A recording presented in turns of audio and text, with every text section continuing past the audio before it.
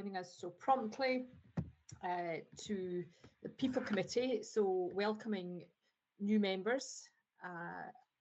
So there may be further questions that the new members are needing to have, so we'll obviously have fulsome discussion and debate if we're needing that. And we have arranged, if I drop off the call, which may or may not be likely, Alistair will step in and chair the meeting until I'm reconnected. Last briefed, there were no apologies for the meeting. David Page will be late and Fiona Taylor will leave early, I think. Is that right, Debs? Yeah. That's correct. The DCC needs to leave at 4 o'clock. That is grand, but we'll be able to cover the papers if we need to do that. And I think just a reminder for all of us, it's always helpful in terms of protocol. Delighted the staff side colleagues are on the call as well. They certainly bring an enriched discussion and debate for us. So in terms of contributions for the new members, what we have typically been doing is the teams have been presenting their papers. We then can take initial comments and questions, and then I'll bring the staff side associations and the trade unions in, who will give perspectives on what they've heard. And then if there's anything else that we feel we might want to go back and ask the officials, then we'll have the opportunity to do that. So do we have any declarations of interests? I don't have any notified in advance. No, okay. So the minutes of the previous People Committee for approval, those of us who were here, are we content? Other than maybe Chris's job title, we could revert to, that would be great. Thanks, Debs, in terms of Deputy CEO rather than interim. Anything in terms of matters arising that people want to raise that's not on the committee action log? No. And in terms of the action log, are people content? We have a number to close. Are people content with that, or do you want to wait till the end of this section of the meeting before we determine? Because I think some of the discussion will happen later on. We'll wait till the end of the meeting before we decide close or maintain. Okay, I'm seeing that body language. In terms of agenda items 6 to 9 have been determined that we'll take that in private. Are people content with that? Nothing else that anyone wants to take in private? Okay, so that then takes us on to the workforce report for discussion, and I think Director Helliker, we're with you.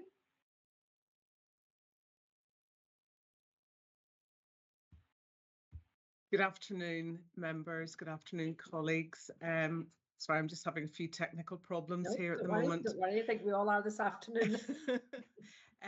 So this is the quarterly Q1 MI dashboard.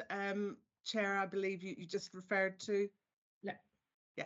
So just in relation to some of the highlights, because I'm sure members will have reviewed the paper themselves, officer numbers did drop during that quarter in comparison to the last quarter by 191.5 FTE, and all divisions in local policing areas have recorded a decrease in FTE except the East and the North.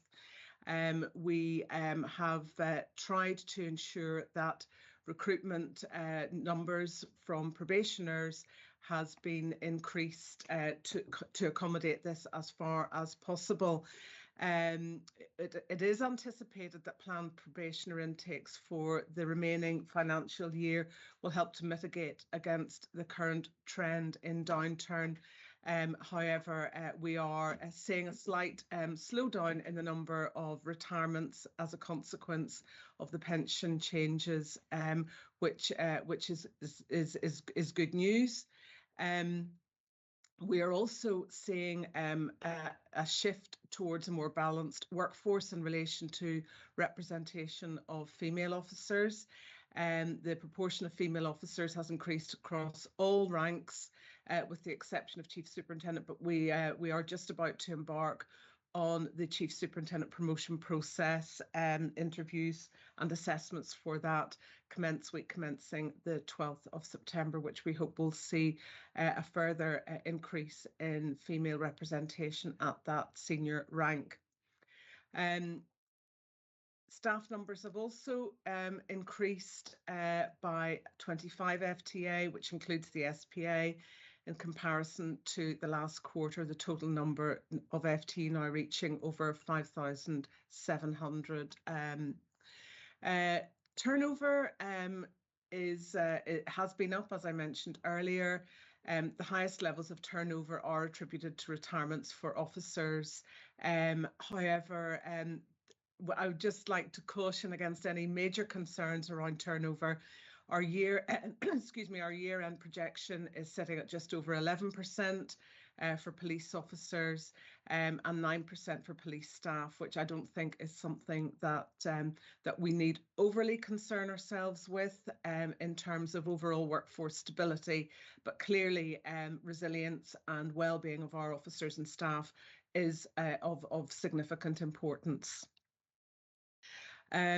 Just in relation to sickness absence, we are seeing a decrease in the sickness absence, which one would expect to see as a result of COVID now being probably more mainstreamed in society.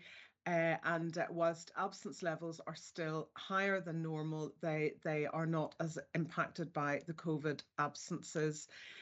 Our biggest level of concern, which we will touch on later on the agenda, Chair, is in relation to the increase in psychological related absences.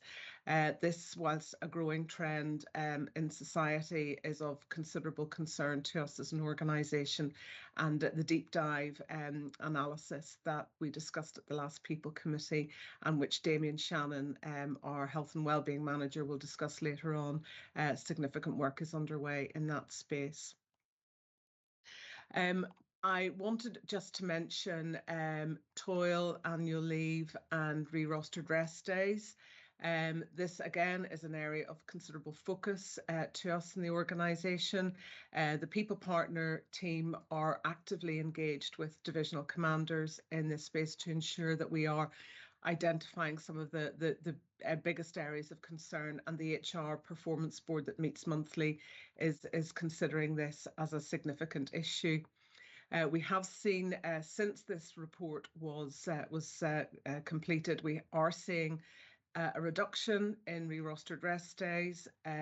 Again, unfortunately, we're not seeing significant enough a reduction at the senior ranks, which is something that we have been discussing with ASPs and just to ensure that that the resilience, operational resilience in particular at that command level is mitigated as far as possible.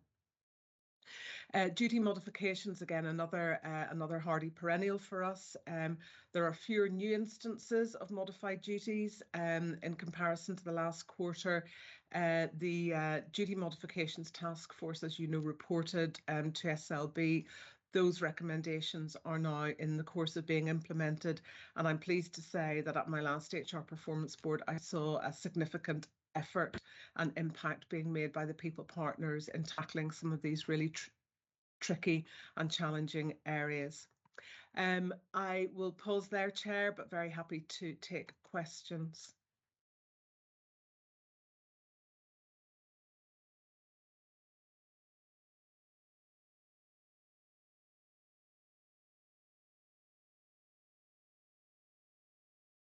You're muted, Fiona.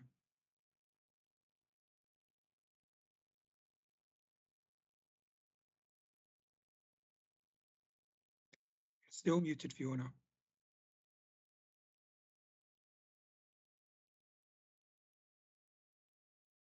I think Fiona's having some issues there. So if any other members have a question, I can see she's nodding. So I don't know if members could put their hand up if anybody else could come in. Paul. Yeah, I might as well kick off here. Thanks, I've Paul. got a few questions on the report, and apologies because you probably answered these in previous committees, but this is my first one of these. So the time off in lieu and the re-rostered rest days, how long? I mean, we've had COP26, we've had the Commonwealth Games and various other things. How long are officers permitted to hold on to that kind of accrued number of re-rostered rest days before it needs to be addressed? I might ask Peter Blair to answer the specifics around this one. Paul, he will be familiar with the regulatory framework around that. Yeah, they're meant to be taken within a set period, but there's no means to take them from them if that doesn't occur. So we can't take them back. So when they're taken, and from memory, they should be reallocated within 3 days, or David will probably be able to correct me better here, but 3 or 7 days are meant to be reallocated as soon as they're granted. But if they fail to do that, then there's no way we can remove the days from the bank. There's no means of taking the days back. So quite often, some of these days have been sitting for 5, 6, 7 years, to be perfectly honest, and from previous ranks. Right, and that's the rest days rather than time off in lieu. That's the re-rostered rest days rather than time off in lieu. Yeah, time off in lieu. There's a buyback system for time off in lieu, so you only get time off in lieu from the ranks of constable and sergeant, and if you have that for a period, I believe it's greater than 3 months, then there'll be an automatic buyback comes in. So we pay that back. So the time off in lieu is a much more easily managed for us, but re-rostered rest days are less easily managed in terms of the regulatory ability to remove them. Great, thanks for. I've never understood why people would want the taxman to get 25% of their time back, but that's maybe just me and my attitude. But the next question I've got is on the quarterly report in June 2000. It's the temporary ranks, temporary officers by rank, and I'm interested in. There seems to be quite a lot of detective inspectors and detective chief inspectors that are acting. And is there something particular about CID that there's so many officers acting? I may answer that, Chair, if that's okay. Yeah, please do. Yeah, the detectives tend to be higher in service than the other ranks, just by the nature of the role when they go across. So we get more retirals from those ranks. And when the retirals come, we have to wait until a promotion process allows us to have sufficient numbers to repopulate, and quite often we'll have insufficient detectives who have been successful in the process in order to repopulate, and we really only repopulate once a year. So the reason I would imagine for those, I could dig into it in more detail, but the reason I would imagine for those, and generally this is the reason, is that we're waiting for the next promotion process to backfill those posts, because we have more retirals across those ranks than we do the other ranks. And is that peculiar to CID, or is it just because the way the data is presented, it's a separate kind of description of rank? Yeah, we've always split those ranks between detectives and non-detectives. Right. As kind of as a historic thing, but you probably find that it's not only within the CID, it'll be also within the other specialist departments who tend to have officers with greater service than the local policing. Great, thanks very much for that. The next question I've got is the following page, which is temporary ranks by sex. Yep.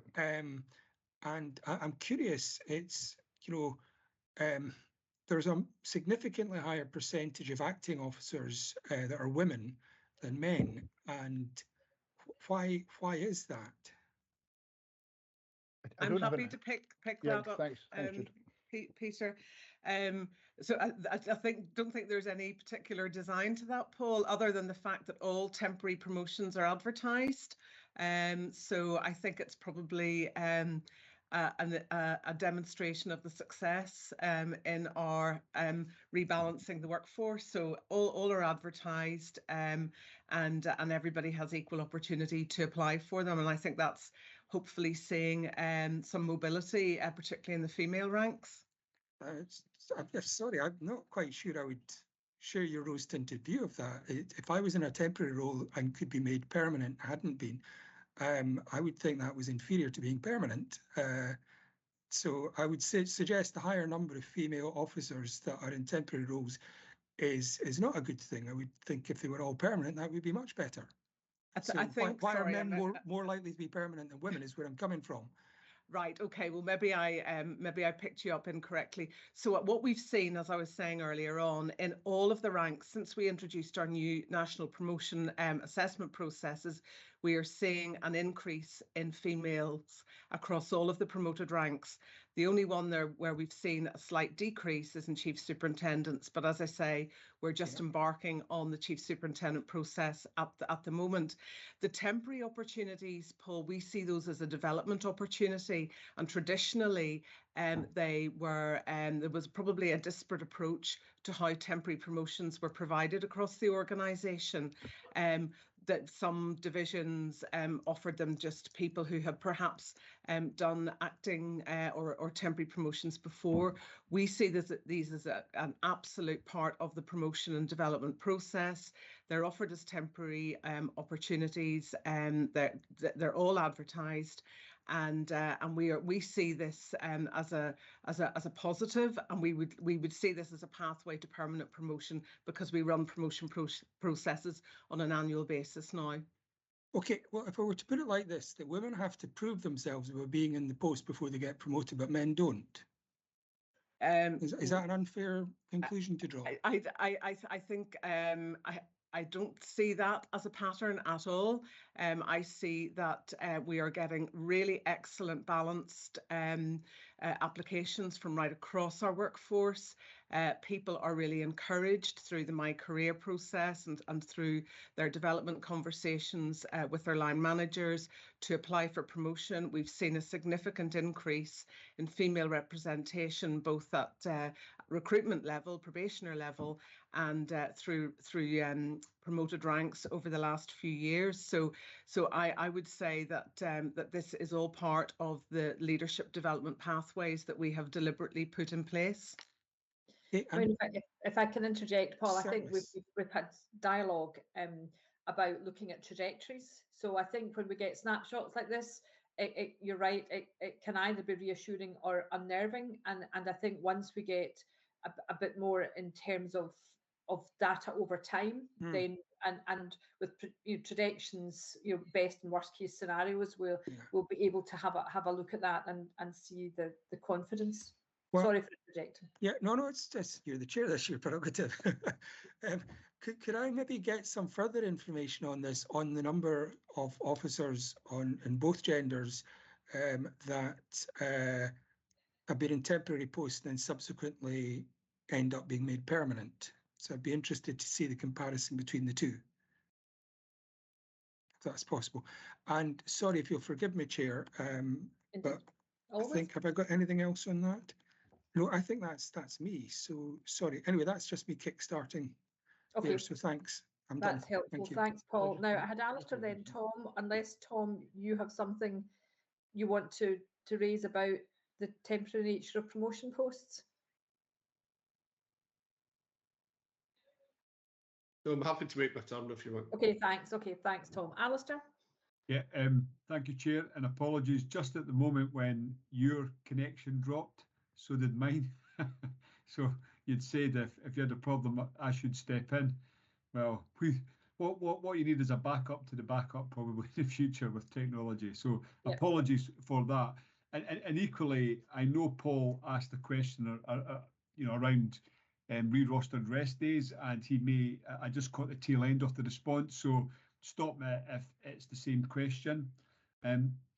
So I may or may not be making the right connections here, but you've highlighted that there's been a drop in officer numbers, which is 191, and we've had explanations at the board as to why that is, and you also then said that there's been significant work being done to try and reduce the number of re-rostered rest days within the organisation, and we've seen a drop down 9.7%. But is there a connection between re-rostered rest days and that fall in officers' numbers? Would be the first question that I'm asking on that. And you said that it's not dropping as fast as you would like. Could you explain maybe a little bit further about what you think the barriers are to that?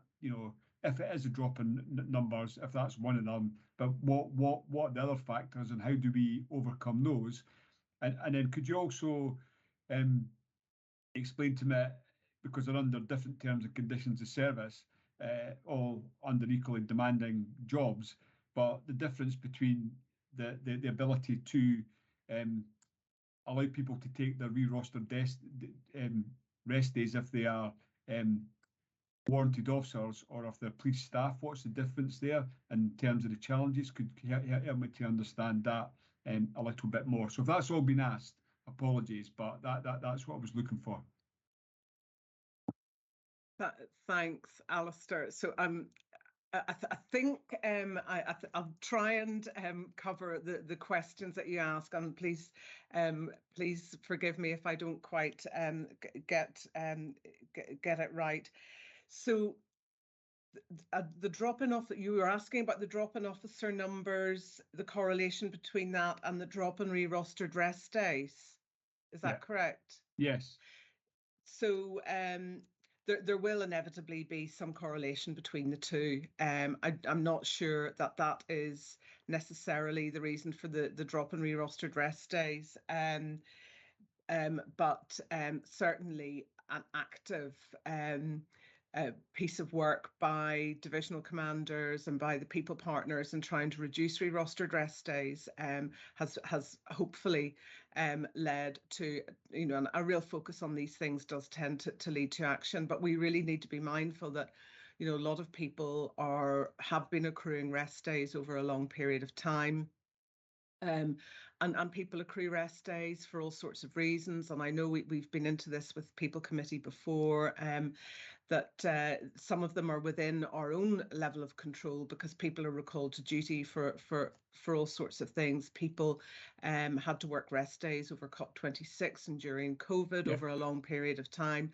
And then, of course, there have been issues around you know, court citations, and that is one of the areas that we don't have any control over. People are called for court, they turn up for court, then they're not required, and then rest days have to be re-rostered yet again. So there is part of that is out with our own level of control. Police staff don't accrue rest days in the same way as police officers do. That is part of their regulatory framework. And we do have a bit of an issue with recording of rest days, and traditionally a lot of police staff who are line managed by police officers occasionally have a tendency to record them as rest days when they should be overtime or time off in lieu, but that's more of an administrative issue. Does that, apologies if I haven't picked up on all of that. You know, one of Peter has reminded me, of course, that many of our training courses start on a Monday, and people will be that will generate a re-rostered rest day for travelling in order to attend a training course, because clearly we people travelling for long distances. I don't know if Peter, if there's anything else that you would add to help answer Alistair's question. No, I mean, there's no, I think you picked up the main ones, Jude. Court, on-call and training are three of the big hitters for re-rostered rest days. We try our best not to cancel rest days where possible, and unless there's a significant operational requirement to do that, and if so, we would try and re-roster the days as soon as we possibly could. But the trouble is that as soon as we're emptying the bank, it's filling back up again, just for the reasons really that we've indicated.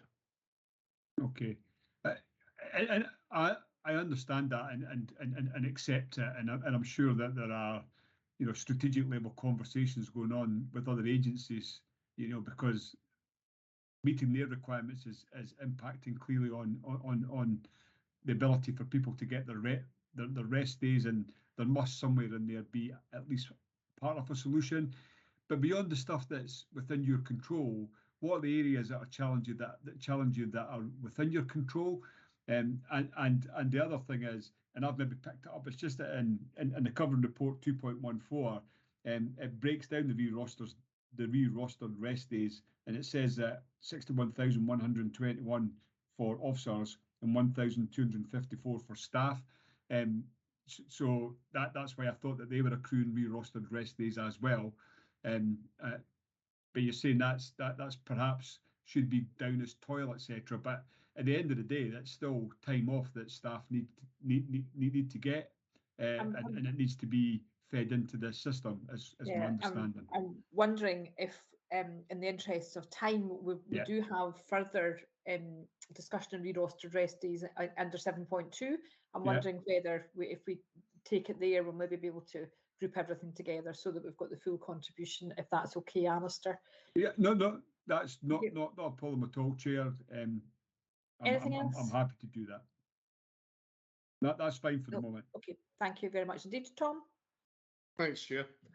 So my inquiry is more around the turnover, about the analysis we see in the report, and it relates, as you said, there's a later paper 7.1, this one, in terms of exit interviews, so we could have a deeper conversation there, no doubt.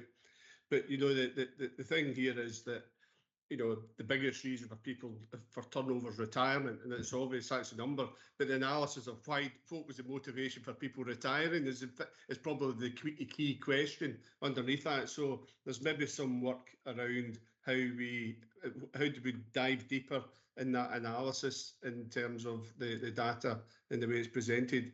But going back to the exit trends and the analysis of that, and it's not, as we all understand, it's not unique to policing. It's every organisation has a real challenge in terms of response rates for people leaving an organisation, etc., and engagement.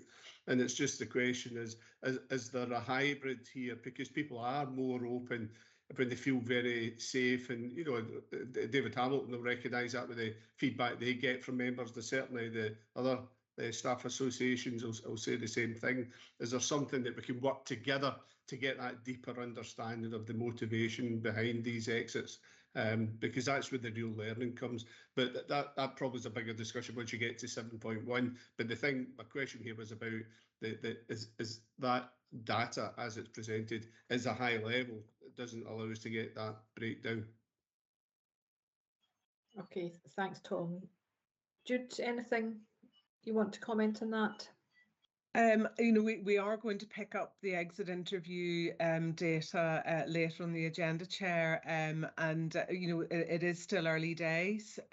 We have a relatively small sample size currently, and I think we are certainly we do see some trends clearly. Police officers tend to leave because they're retiring, and we've seen an increase in retirements because the pension rules have changed and have allowed people to retire sooner than they perhaps had originally anticipated. So that's clearly a big reason for that. One of the biggest concerns that we would be considering is it just because people can retire that they're retiring, or is there something underlying that? And that's very much been our focus. So, are there resilience concerns, resourcing level concerns, and it's ensuring that we build all of that intelligence so that we can ensure that we're doing everything we can to mitigate against that. Okay, that's great. Thanks, Jude. And I think that's as Tom was saying, that is going to be important, and also the triangulation with the staff side, our staff side colleagues who will perhaps get a slightly different perspective. So on that front, if members have no more questions, I don't see hands up from anyone, but we have Craig Saté, David Hamilton, David Malcolm with us today. I don't know if there's anything anyone wants to comment on, given the course of discussion we've had. David Hamilton? Thanks, Chair. Just a couple of things just to mention that might be helpful for the committee. The rest days issue has also been compounded by a kind of quirk of regulations that if a public holiday lands on a rest day, that rest day be re-rostered or goes into a bank. So for the last 2 quarters, Police Scotland has, through no fault of their own, been hit with additional rest days going into everyone who has been off on normally a weekend. So that is actually piled on days onto the system. So that has added extra stress in the system. Thank you. Albeit, I think what I see with that, and also with the toil, and also in the toil spend, which was reported at the SPA board, like about 10.9 million. for the same quarter. This is all about backfilling, and you know, the big picture here for me, looking at all these different metrics, is the strain that the service is under in terms of resourcing, and that feeds itself through into the time that people are not able to take back, and the time they're having to pay in terms of overtime, and also it's reflecting it through some of the psychological aspects as well. I would suggest. So I think there's a big picture here that is getting painted out by a lot of these metrics. The other thing I was going to briefly mention on was on the bit that Paul Eadie was talking about in terms of the female sort of temporary and permanent aspects. I think with respect, we're maybe looking at the wrong thing here in terms of what we need to be looking at is almost like some personas as to the journey that female officers take through policing as opposed to individual bits and pieces, because I think that can be distorting. What if you're looking at when people get promoted, it's about that sort of 10-year period. And when you then superimpose that as to when a lot of women are taking career breaks for family and so on, there's an absolute, you know, they almost coincide, and that has a challenge in terms of the permanency aspect. So often people will do temporary, as the director said, as a development piece, and that happens earlier in their service, but don't get that opportunity later on. So I think actually that if that's an area that the committee wants to look at, it would be quite helpful to look at the journey of a female recruit all the way through the service and look at the different bits and pieces and hurdles which they hit them at different stages of their service, and how that corresponds again with life choices, because it's a real concern of mine that people are leaving the service, female officers are leaving the service or cutting right down their career aspirations or hours because of other aspects, and we just need to understand that. And there may be something we can do about it, but there may not be. It's down to individual choices. But I think just taking the piecemeal approach is perhaps not going to be helpful in terms of seeing the big picture there. You know what, David, thank you very much for that. And I think that would be helpful as an action to look at that, because I know we've also had dialogue about the length of time it takes for promotions. So I think in terms of that overall leadership development, you know, alongside others, so we're going to be talking about the equality and diversity inclusion strategy. So issues such as part-time working and other, you know, flexible areas, I think it would be good, and we could maybe have that conversation later. So thanks for that. I had Craig and then David Malcolm. So Craig, welcome. Yeah, thanks, Chair. I was really pleased to hear members raise the issues about ex-interviews and re-rostered rest days. I know they'll be discussed in more depth. I mean, we raised these as recently as yesterday at the People Board with the service, and we've been reassured that there is some work that's ongoing, some detailed work that's ongoing in these areas, but they are important areas for us. The other issue about temporary ranks, again, pleased to hear that getting raised. That does present some vulnerability for the organisation and individuals, I would say particularly at senior rank, and that's why it makes it important if the service are going to do annual promotion processes, it's important that they project properly ahead and they make contingencies for that, because otherwise we do have, and there's examples of colleagues on temporary ranks for well over a year, and that's not ideal for them or the organisation. So thank you. Okay, that's grand. Thanks, Craig. David, Malcolm. Thanks, Chair. Just wanted to come in. It would be remiss of me not to, just as the Unison representative, to mention that if you have an issue getting your staff their toil, leave, etc., well, that tends to be due to the fact that there is not enough staff in the organisation, because there's not enough money in the organisation paying for these things. So you have to find ways to try and keep this service running by giving people time. But obviously, if you're caught in a circle of, if you need to give them the time in the first place because you've not got enough resources, you've not got enough resources to give them the time back. So it's just to put a simplified point on it for people in case they weren't aware of that view, that continues to happen and will continue to happen until we see some serious movement in terms of funding for policing. Okay, David, that's helpful. Thanks very much for your comment. And I think, over the past few meetings, we've had quite rich discussion about workforce matters in terms of health and well-being, transformation, strategic workforce plan, equality and diversity, and leadership programmes, and demand and workload management. So I think it will be helpful as we move through this journey to see that put in a comprehensive, centering around the officer, put in a comprehensive way so that we can understand precisely what is happening and marry that to resources. So I'm not seeing any other. David, you still have your hand up. I don't know if you're wanting to come in. David Malcolm? No, it's just a delay in me. Right, that's grand. And I'm not seeing any other members' hands going up to raise anything, in which case I'll move on to the Fair Work paper, Jude, if that's okay. But thank you very much to you and your team for giving us the answers to our questions on that paper. Thank you, Chair. Chair, this is a piece of work that we've been doing in conjunction with the SPA. Nikki Page and John McLean have been leading on it. So with your permission, can I hand over to Nikki, and John may wish to contribute also. Good afternoon, Chair. Good afternoon, colleagues. Thank you for your time today. So the Fair Work First paper, the paper as outlined is in response to the Scottish Government Fair Work First guidance. And the paper outlines the background to Fair Work First and the criteria as documented at 1.2. The Scottish Government expectation of public sector employers as stewards of significant public funds as well as employers are documented also in the paper, so I won't go into that. The paper outlines embedding the principles into people strategy and the wider cycle of planning, and that will ensure we prioritise our plans and spending with fair work principles in mind.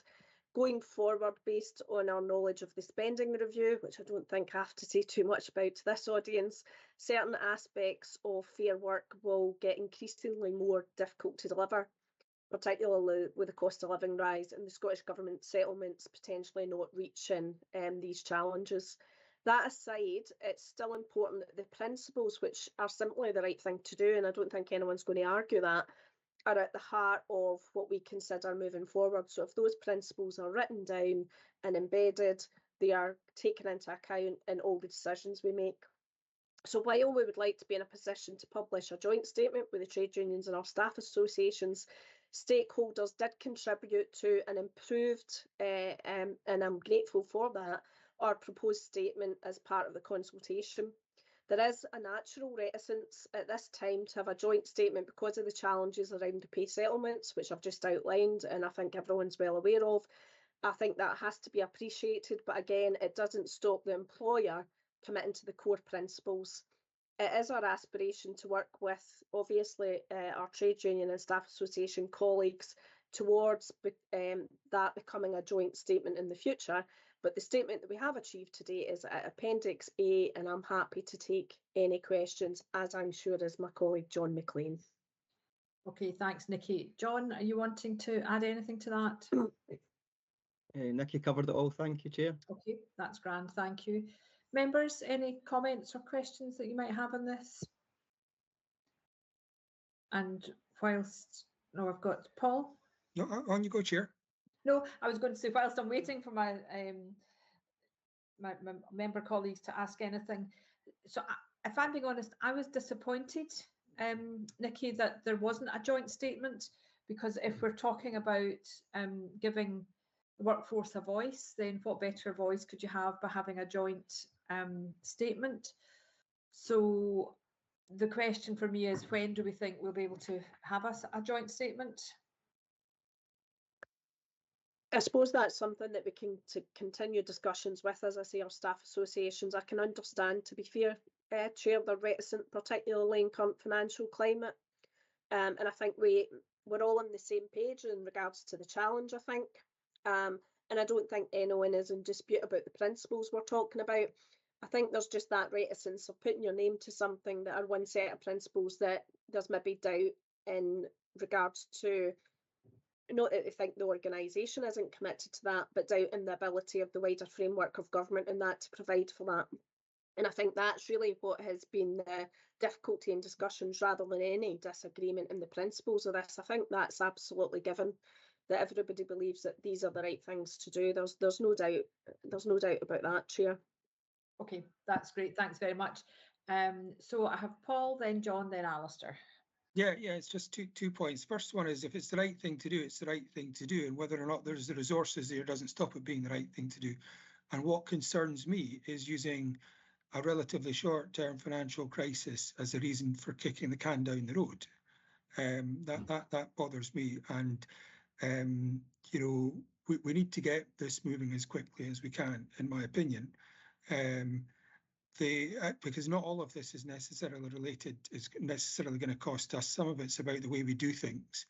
The second question I've got is, or the question I've got is about best practice, because we're not the only organisation that's looking at doing this. I mean, local authorities have done this sort of thing for years. So who does this best, and what can we do to ape them? And I don't just mean other police services, I mean in the public sector. So in response to that, actually, sir, we've actually got a history of embedding principles that Fair Work First pulls up into one joint document. So we were well ahead of signing the Scottish Living Wage. We're ahead of COSLA in regards our minimum wage is about £1 higher than the council's. So we've already got a significant track record, and we used SPRM to actually embed some of those principles as well.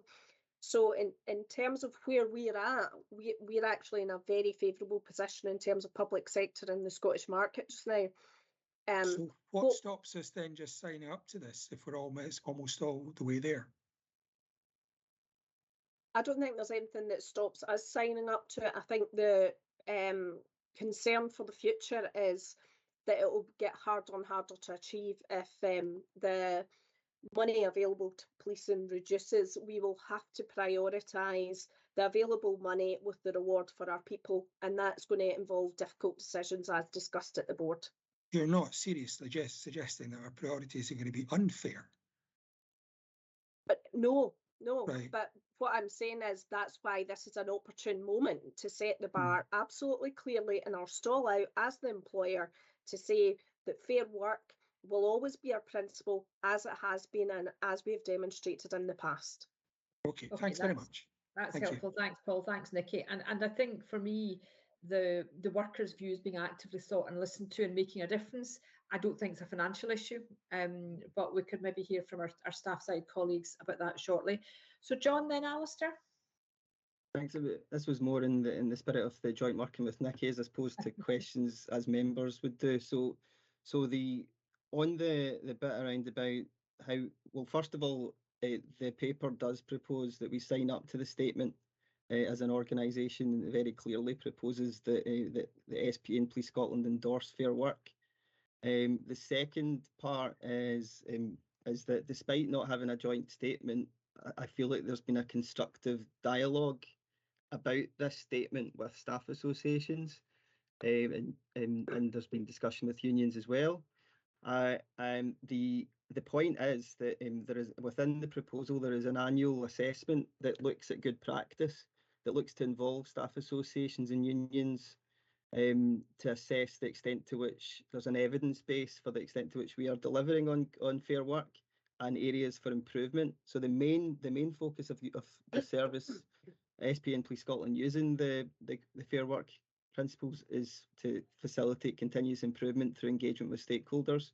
We want, what my understanding, and I think staff associations will best come in and clarify this at a later date, is my understanding is that what we would seek to do is build the confidence around about that annual process to then demonstrate that we mean this, as opposed to words on a page, when at the time when we were engaging on this, it was felt that one example being pay negotiations didn't reflect fair work. So and I think the final thing is that the paper does highlight the challenges around about finance, but it's not seen to be used as an excuse.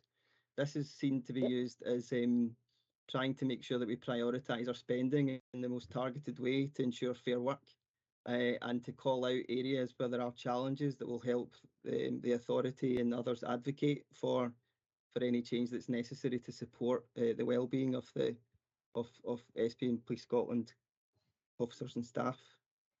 Okay, that's helpful. Thanks, John. Alistair, then Tom. Yeah, I appreciate the way that both Nikki and John have introduced this paper, and as John's already mentioned, hopefully there will be an opportunity in this meeting, you know, for our colleagues from the staff associations and trade unions, you know, to give some of their context to this. In terms of the words on the page, I'm very supportive of that, of those words and that approach that we're taking. There may be words missing, but I can't see any. But you know, that's just my limited view. I think already in today's discussion, though, that we had on the first paper, it demonstrates the challenges of bringing those words from being words on a paper to the lived experience and reality of people that work within the policing world here within Scotland. So it is a big challenge that is being set. Absolutely, it is a big challenge, but it's right to have a starting point. And on that basis, you know, I'm supportive of the statement. Okay, Alistair, thank you. Tom? Thanks very much. I'm absolutely committed to the principles of fair work at a personal level, and we worked very much on this a few years ago in the third sector. So we talk about funding being a challenge. I mean, it really is not a position unique to Police Scotland. And you know, the slight the difference for me in this conversation is there's a much more deep emphasis on finance than when you're in that other type of organisation I was discussing there, where that's just such an omnipresent situation. But the principles, and it's true of any strategy or statement, the behaviours that follow it are very hard to actually catch. That's the holy grail. But actually, it still doesn't make it less important to have the statements up there and included explicitly in those big documents, like, you know, in terms of strategies, etc. So my question is this in any way going to delay us in getting these firm statements about our commitments to the principles, which are broader than finance and fair work, and getting it out there so that the workforce, you start to build that level of engagement with the workforce, even if you don't have a joint statement at this time, as the workforce watch it to see what your behaviours are like? What I would say, sir, to that is that whether we get a joint statement or not, our commitment to working with our staff associations and trade unions is absolute, because that's how we've achieved everything around our reward and pay and everything else that goes with that. So whether we've managed to achieve a joint statement or not, that will not fall. And it will be for us to give the confidence to the staff associations and trade unions through that cycle that will mean that they feel that they can say, right, let's make this joint. And that will be on us to achieve that. That's right. And Nikki, let me be really explicit. I have absolutely no doubt about the commitment of yourself and colleagues and the organisation to the principles of fair work. Behaviours and how it happens is with everything is where the real challenges are. But my question is more around the explicit statements within strategies that are already published there and probably would need amended to introduce this at the appropriate time. Is there anything delaying that happening? No, if we get this signed off, sir, we should be able to strive forward with it. Thank you. Okay, thanks, Tom. Thanks, Nikki. John, you wanting to come in and clarify? Yeah, so yeah, I think the commitment can progress now, but as the paper highlights, fair work's been embedded into the development of the people strategy. So when the people strategy comes in front of SPA, it should ensure that the delivery of that strategy delivers fair work, as opposed to two separate requirements. So I think it's just to be clear that while we're waiting for that strategy, it doesn't mean there isn't a commitment to fair work. But when it comes, you will see a connection. More than a connection, you'll see a mirroring almost in terms of the principles. Right, okay, thank you very much for that. That's helpful. So I'm going to ask the staff side, Craig, David or David, if there's anything you want to add to that, and you must get a sense that we're curious as to hear the staff side's views. So I'm going to go with David first, then Craig. David Hamilton. Yeah, thanks, Chair. First of all, I really want to put on record the appreciation for John and Nikki for their approach on this, which was really good. And and I think it's been a difficult one for us all to try and work our way through. And what they've articulated is a very fair narrative. The pay thing, of course, when this was getting developed, we were right in the midst of battle, shall we say? So that definitely had an impact on things. But I think it's also fair to say that there are other aspects to this too, and it's about how this lands. And I think this is where we're looking to, certainly from the SPF perspective, we need to see some more demonstration of what this is. And we've got a number of work streams that are ongoing. The grievance workshop, but we're concerned it's not going fast enough. The duty modifications apparently gone to SLB. We haven't seen what's gone to SLB. We've been involved in development of it, but we didn't see the end of it. So if you're marking it as a report card, could do a lot better, would be where we want to. And I think when we get that confidence that rather than just being heard, we're being listened to, then we'll be able in a better position to actually see that the force is doing more than this. So it's just as Alistair Hayes says, it's about making these words turning into actions and feeling it, and we're not there yet. Okay, David, I think that's helpful. So we've seen the commitment, we understand the complexities, and now there's an act of confidence, oblique faith about seeing things fall into place, in the coming weeks, months, and year. Craig. Yeah, thanks, Chair. And again, I can't add much to what David said, but I would like to also praise Nikki and John for the work they've done in the background to try and get this over the line. When we first saw it, we were actually quite excited about it. We thought this was really positive and it would be a really positive thing that we could sign up along with the organisation. But our difficulty came when we saw a related assessment of where we were within an organisation. And as others have said, that did not reflect our experience of where the organisation are just now. And there's a tendency in the organisation to look ahead to where they want to get to, rather than reflecting where they are and some of the struggles that we've got to go through. So, I mean, David's already mentioned grievances, there's the agile and flexible working, there's the on-call processes, there's staff wellbeing, where progress has occurred over the years. Been some regression, but there's been progress. But just for us, the organisation saying they're signed up to it and committed to it wasn't enough. That's why we thought there'd be some benefit in waiting for the first year's assessment of what the organisation said they were going to do, and then have some kind of proper assessment of that, which we could contribute to, and then I think we'd be pretty competent to sign up to it. Because as members have said, there's nothing in the principles that we wouldn't sign up to. With regard to the pay negotiations, for us, it wasn't so much the money, but it was the initial offer that came from the staff side, which didn't take any account of the numerous wellbeing issues, off the official side, and the numerous issues that the staff side had put forward with regard to wellbeing. That's what perturbed us there, but certainly see a positive direction of travel in this one. Thank you. Okay, that's really helpful and reassuring, both to hear the staff side comments on that. David Malcolm, I'm not going to force you to say anything, but if you want to come in, feel free. If you're supporting, what your other colleagues are saying, then that's helpful as well. Yeah, I have nothing further to contribute. Okay, that's great. Thank you very much. So thank you for the ringing endorsement of Nikki and John and their commitment. It's good to have that, because I know how complex this work is. We're being asked to endorse this, and my sense is that, given our staff side colleagues' views on this and where we are, I am going to move that we endorse this so that we can then have onward progression for it. So that's grand. Thank you very much indeed. I'm going to move on to Craig Naylor. Welcome, Craig, on the assurance review of the Strategic Workforce Plan. Thank you, Chair. Good afternoon, ladies and gents. I'm joined today by Tina Yule, who's also on the call, who led the inspection into the Strategic Workforce Plan. Can I pay tribute both to the SPA and Police Scotland colleagues who have contributed very heavily to this? And I've got to say there's been a huge amount of work done on the strategic workforce plan over the last few years. It is an unusual beast in that not many police forces have one or have published one, and certainly no national policing organisation has done so.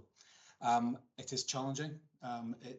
The approach taken with the 6-step model is very much a National Health Service approach, and one which I know was strongly favoured by other organisations and was recommended to Police Scotland to do so. The difficulty with the 6-step model, though, is it is based on an NHS provision, and Chair, I'm sure you'll be well aware of this. NHS are, shall we say, more data heavy and data rich than policing is, and have spent more time investing in capability to manage, understand and get the best out of that data. And this is not something that we recognise Police Scotland has got in abundance. So it's a complex and challenging situation. It's hard to take a whole organisation view, and I've got to say it compromises the strategic workforce plan if you don't take a whole organisation view. So we're in a position that we have spent the last 8 months looking at this. We've come up with a number of findings. We've published the report. I won't go through the detail of it, but some of the conversations we've been having with Director Helliker and McMahon and others is about how to go forward and the next steps. One of the things that we've relied on in our thinking, and I'll share my screen with you briefly, is sorry, I've just cut myself out of my screen, can't see that. Is to use a diagram that, if I can get this to come up. Sorry about this, folks, technical error here.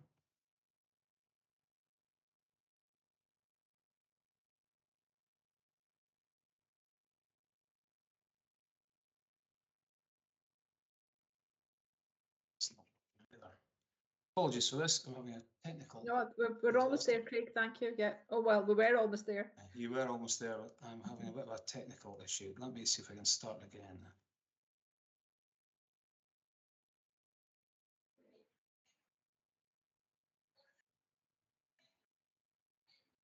Now, hopefully you can see that, Chair. Yep. It is a very simple diagram that describes sort of 3 stages of approach to workforce planning. I'm going to say resource planning and the here and now Police Scotland has been very good at and has been very effective at delivering, not just in the how to do their business on a day-to-day basis, but in that longer term, up to 1 year and possibly beyond into the next year, that first mountain of resource planning and operational workforce planning. I know that the DCC's Graham and Kerr are doing a huge amount of work on the back of the changes to the pension and the challenges that falling under 17,000 officers is causing, to keep the focus, as the Chief described last week, on C3, on public protection and on the front line. And I think that work is testament to the commitment from all of Police Scotland to doing that. The difficulty in the bit that we are keen that the service starts looking at is that longer term, 2 years plus, about reshaping the organisation, about setting priorities and parameters, and getting to a point that there is an understanding of what does that turnover of staff look like. I think I picked up with Director Helliker talking about an 11% turnover rate earlier in the conversation. And how do you balance your workforce going forward with an 11% turnover rate, making sure you've got sufficient resources, you've got sufficient people coming into the organisation, you've got sufficient training for them, and you've got the other resource that goes around them in terms of the right kit, the right equipment, the right capabilities to go with it. I'll stop sharing that, but you know that really focused our thinking over the last few months. To do that, though, you've really got to have a direction of travel that fits a strategy of the organisation going forward. And Director McMahon and I have spoken about this. And the idea of creating a target operating model, which I know Andrew Henry is working on very heavily, is something that should be framing all of your strategic workforce planning going forward. Target operating model is not an end in itself. It's an iterative process. It's something that You look at the future, you come back, you assess where you are and the risks that you're facing, and then you go back and refresh that. That then leads to understanding of what your strategic workforce plan should be about. So what we've done is we've looked at all the work that's been done and what might be done in the future against appropriateness of the work that's been done, the alignment of the strategic workforce plan against the overall strategy and planning framework that's in place, an application, so how is it used and how does it continue to be used? It's not a document that you do and you put on a shelf, it's something that should be influencing the day-to-day business. And then what is the anticipation? So how do you use it to focus the minds for future recruitment, future development, etc. The findings, and we've been quite public about this, we think that 17234 as a number was a great idea 15 years ago. It protected policing during the period of austerity. It did things that my colleagues in England and Wales didn't have to live with, in that they had the officer numbers they expected. In England and Wales, there was a race to the bottom. There was cutting of core capabilities at every possible turn. And Scottish Government, with the 17234 commitment, protected Scotland in that. And I've got to say, I'm hugely impressed by that. The difficulty is it also constrained the force from developing the capability of other staffing solutions because it had to maintain that 17234. Government moved away from that a number of years ago, and we're now in a position that this is down to the Chief Constable and the SPA to take a view on what is the right balance and mix of staff. And we are very, very focused that that should be a decision taken by the force and endorsed and scrutinised by the SPA. That drive, though, really needs a full force view on it, a full force understanding of what is the right mix, what are the right skills to have at the right place at the right time, and how do you make sure that you're planning for that going forward. One of the tools that we looked at was the CIPD process for strategic workforce planning, and it's within our document set that we have proposed that. It is more iterative than the 6-step process from NHS, and one that we would see is worth considering. We're not saying you should use it, we should consider it and decide whether it fits the purpose and the needs of Police Scotland. I'm just going to very briefly touch on probably 3 of the recommendations that we see as being absolutely critical, and they are recommendations 2, 3 and 9. So number 2 is Police Scotland should redesign its workforce planning approach, requiring a set of design principles and parameters to facilitate meaningful involvement of senior staff to deliver a consistent design and planning approach. That is really buying in the whole team to the whole organisation approach. Recommendation 3, Police Scotland should establish a clear model and plan for producing a target operating model and set out a route map for its delivery through business planning and change. This isn't an overnight process. This is long term. This is thinking time that's required and a lot of consideration, a lot of specialists to do that work. And then finally, Police Scotland should develop a roadmap for the delivery of the strategic workforce plan objectives and a programme for workforce change. Chair, I don't think I want to go into any more detail. People will have read this and we've got a lot on the agenda, but I'm very, very happy to take questions. Thank you. You're still on mute, Chair. Thank you very much for that run through, and we're very grateful for your first time at People Committee, that you're here and able to talk to us about such an important area that's so crucial. As you've already heard some of the discussion about workforce wellbeing and planning.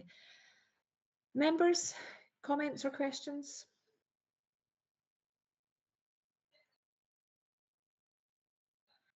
People content, self-evident. Okay, I'm going to ask our staff side colleagues if you have any comments that you want to draw our attention to. No. Okay. Craig. Yeah, thanks, Chair, and thanks, report. I think it was a helpful report. We've had a lot of discussions with the service over strategic workforce planning, but I think HMICS do give them credit for what they did, because this was really difficult, the type of work that we're going to try and go down. And actually, I'm hearing nothing new from what the discussions were that I was involved in pre-establishment of Police Scotland, setting up a target operating model and the various other things. So, and Police Scotland was very clear it was an iterative process. So if anything, I'd just like to give some support, and I know HMICS mentioned that, to Police Scotland's approach, and anything they can do to improve that would be absolutely welcomed. And the buy-in of senior staff in that process is vitally important, and we have seen some changes in that recently, pushed on by some of the requirements for the through the fall numbers and through the economic forecast that we've got. So thanks for that. Okay, that's great. Thank you very much indeed. This is now more a question for SPA and Police Scotland officials, because clearly HMI have got recommendations for both organisations. When do we think we'll see a response coming through the People Committee?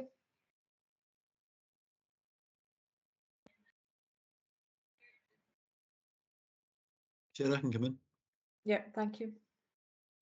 Thank you. So the usual timeline working with HMI is 12 weeks, that there's an improvement plan in place. And I've been in touch with both Craig and Tina, who's on the call, about how we meet that target.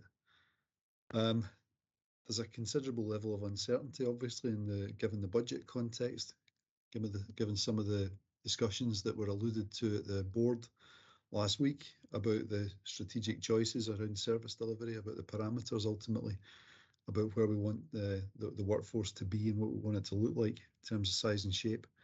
But I've got a team working on that improvement plan at the moment, and it is cross-cutting. It reaches into parts of the business that are not within my directorate, but we're keen to bring that forward before the end of this calendar year, just to give you some assurance that that's in train already. Thank you, Tom. Thank you very much indeed. That's helpful. Dan?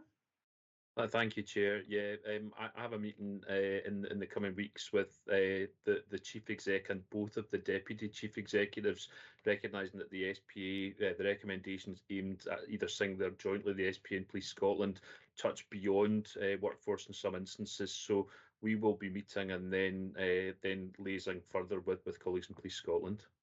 Okay, look forward to that, about this really important piece of work. So thank you very much. Just for your planning purposes, I'm planning to take a 10-minute break after 3.3. So we'll move on now to the Q1 Wellbeing Report. Jude, over with you, or are you going to hand over to Damien straight away? Thank you very much, Chair. Yes, with your permission, I'll hand across to Damien. Thank you. Thank you, Jude. Thank you, Chair.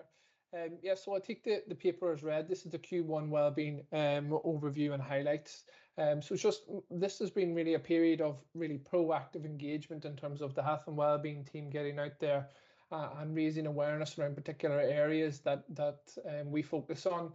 Just to touch on a few points, our trauma risk management TRIM programme, there has been a real focus around education and awareness, with face-to-face awareness sessions taking place amongst a number of divisions and departments throughout the organisation. This is both in a proactive sense to raise awareness and to promote the referral into TRIM, but also post some traumatic events that have taken place as well. It's been really felt that that's an important step for staff and officers to be able to have an opportunity to both share and reflect on what they've been through, in a sense of being able to cope with anything that comes further in the future. The TRIM evaluation is ongoing, something I'll touch on within the statement of intent update around what we see for the future of it, but really a positive response in terms of the increase in numbers of referrals into TRIM at this moment in time.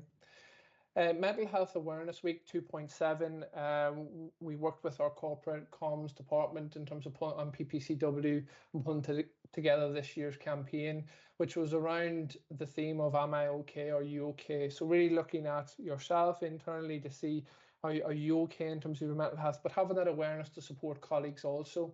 And throughout the week, we've done a number of articles around both the link between physical and mental health, dealing with stress, anxiety, and panic attacks. We're looking at sleep and supporting colleagues, which was a really important piece of work for us and something we'll build upon within our mental health at work commitment that we've signed up to, and we're working with PPCW colleagues on what that looks like in the future. Also, just to touch on in 2.14, as I mentioned, about kind of proactive engagement of the health and wellbeing awareness sessions that we've been doing. So the team have been going out and trying to promote and spread awareness around resilience, what we offer in terms of health and wellbeing support pathways, looking at self-care, and learning difference is also something that has been a real focal point about how we consider that both in the support of our colleagues, but also when we're line managing individuals. In terms of Optima Occupational Health and Help EAP, some of the key headlines there, we have seen a real increase, significant increase in the delivery of medicals, which has been really due to the number of recruits and the uptake or increase in the intake of recruits in the last quarter. That's something we're working with, as we know that will be ongoing, working with Optima Health to ensure that we have that capacity in place to deal with those numbers that come through. We've also, due to the intake, seen an increase in our Hep B vaccinations, and there has been that limitation externally or within the public sector around challenges around supply. Optima Health have been working to overcome that challenge, and it hasn't altered our delivery in terms of those vaccinations at this time, and it's something we continue to track with them. And then also just to mention, 274 of the calls have progressed to a mental health assessment, with 169 referred to counselling support.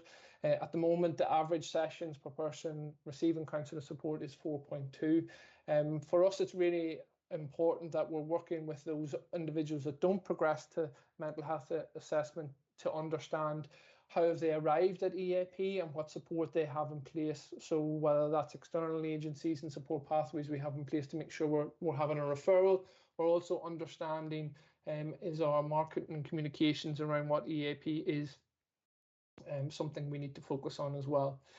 So just looking to the future, and the next paper will expand on this, just around our work within the evaluation and review, and I'll give you a full update then in the next agenda item. But happy to take any questions, and it's just kind of a whistle-stop tour of what we've been doing in health and wellbeing during this quarter 1. No, Damien, thank you. Incredibly important area in terms of the well-being of the workforce is paramount. So that's really helpful to have the paper, but also reminding us that actually there's the looking forward and how can we improve going on. So any comments or questions from members? Paul, and then Alistair. Yeah, it's just the first part of the report about trauma. I thought it was a really interesting report altogether. But the trauma aspect, can I ask, do we have an in-house service to help people with trauma, or do we purchase that in from the voluntary sector or from the health service or others? So our TRIM trauma risk management programme is all internally, so it's our assessors and coordinators or all of our staff that deliver that. The referral pathway for that is then into EAP, where they will then receive support, whether that's through counselling support or other interventions. We do some of the interventions ourselves, as we say, around awareness sessions, etc. And it's around giving those people that are experiencing those traumatic events the right information at the right time. So we deliver that in the first instance, kind of the triage element internally, and then the external support is through our contract with occupational health. And has that been, how can I put this, has there been any problem with accessing those services externally on the back of COVID, when I imagine there are a lot of other people and a lot of different workforces that are suffering, trauma post-pandemic, so which would create more demand for that service? Has it been relatively straightforward to get your officers and staff referred timeously? I think when it's through our contract with Optima Health, we've been able to do that in a timely manner, that they receive the support as that clinical need that they have assessed. I think those issues that are probably more ingrained, that individuals require further support, yes, I think they face those challenges within the NHS and public health. But in terms of what we provide from our contractual point of view through occupational health and EAP, we haven't faced significant issues in terms of the impact of COVID at this time. But that is something that we're always looking to improve to ensure that those referral pathways are as smooth as possible, and that anybody that is going through them receives the support and guidance that they require. Right, thank you very much. Okay, thanks, Paul. Damien, thank you. Alistair? Yeah, thanks, Chair, and thanks, Damien. Really appreciate the report. As colleagues have already said, it's difficult to overstate the importance of this type of work within an organisation such as Police Scotland. Well-being absolutely ties back to the earlier discussion in terms of fair work. But what I'm interested in is 2.22, looking to the future. You know, where you've now got that approval to review the programme and to look at how the effectiveness of the programme, how effective the programme is in meeting the needs of people as individuals in the organisation, and it's good to see that being you know, and endorsed within Police Scotland. Just remind me, when will this when do we expect to see that review and that new evaluation framework being in place? The evaluation, so it was a 4-stage process, which I'll touch on in the next agenda item, which will give you a full update on that. But we've completed stage 1 and 2. We're now at the action planning stage. So we, within this quarter, we hope to complete that action planning stage and then really kick into getting those actions into fruition. So for us, it's been an ongoing. It's going to be a fluid process. We're always, with the different challenges people face in terms of their health and well-being. But for us, we're really focusing on that action planning stage now within this quarter, and really looking to implement from now on. But yeah, happy to touch on that more in the next agenda item. I'll give you a full review. Yeah. Okay, that's great. Appreciate that. Thank you. Thanks, Damien. Staff side colleagues, anything? David Hamilton? Yeah, thanks, Chair. No, welcome the efforts that have been put into this by the wellbeing team. I think it's only fair, though, that I do highlight that we still believe it's too reactive, and it's not getting into, so trim is a very reactive response to an external facing thing. But some of the solutions to this lie within the workplace. We have a lot of people who are traumatized by the constant nature of the job which they do. So that could be, say, in the PPU world or whatever. And we know that there are people who are lying about medicals there because they're in fear of being put out the department if they admit to having a problem. So there's a degree of masking going on here, which is perhaps we need to join the bits up here if we're going to give people assurance that, yes, of course, you can go and get that and come back and say you have a problem, but we're not going to throw you out the department, which is essentially what they have verbatim been told if they admit to that type of thing. So there's some organisational work that needs to get done within this space. How we treat people in general in the organisation needs to improve, whether that's in the misconduct sphere, whether that's in the grievances area, that will help improve that general well-being function. And then we've also mentioned about the court processes and the interruption there. And this is something, again, which is often overlooked, is the trauma of a single parent trying to juggle childcare when they are constantly having their shifts changed for court and so on is not insignificant, and it doesn't quite get captured by a lot of our interventions. And so again, I want to welcome the work that has been done, but there's plenty of scope for more in this, and I think we need to be looking perhaps a bit more holistically across the organisation as to other areas. Some we can do stuff about, some we can't, but having that broader recognition as to how to fix some of these issues, because to be honest, the numbers which we're talking about here are very, very low, and they represent the tip of the iceberg. I think was it 400 were sort of EAP referrals and so on. In an organisation of 22,000, that's too low. Frankly, there should be more than that, and we need to maybe just capture that a bit better. Thanks.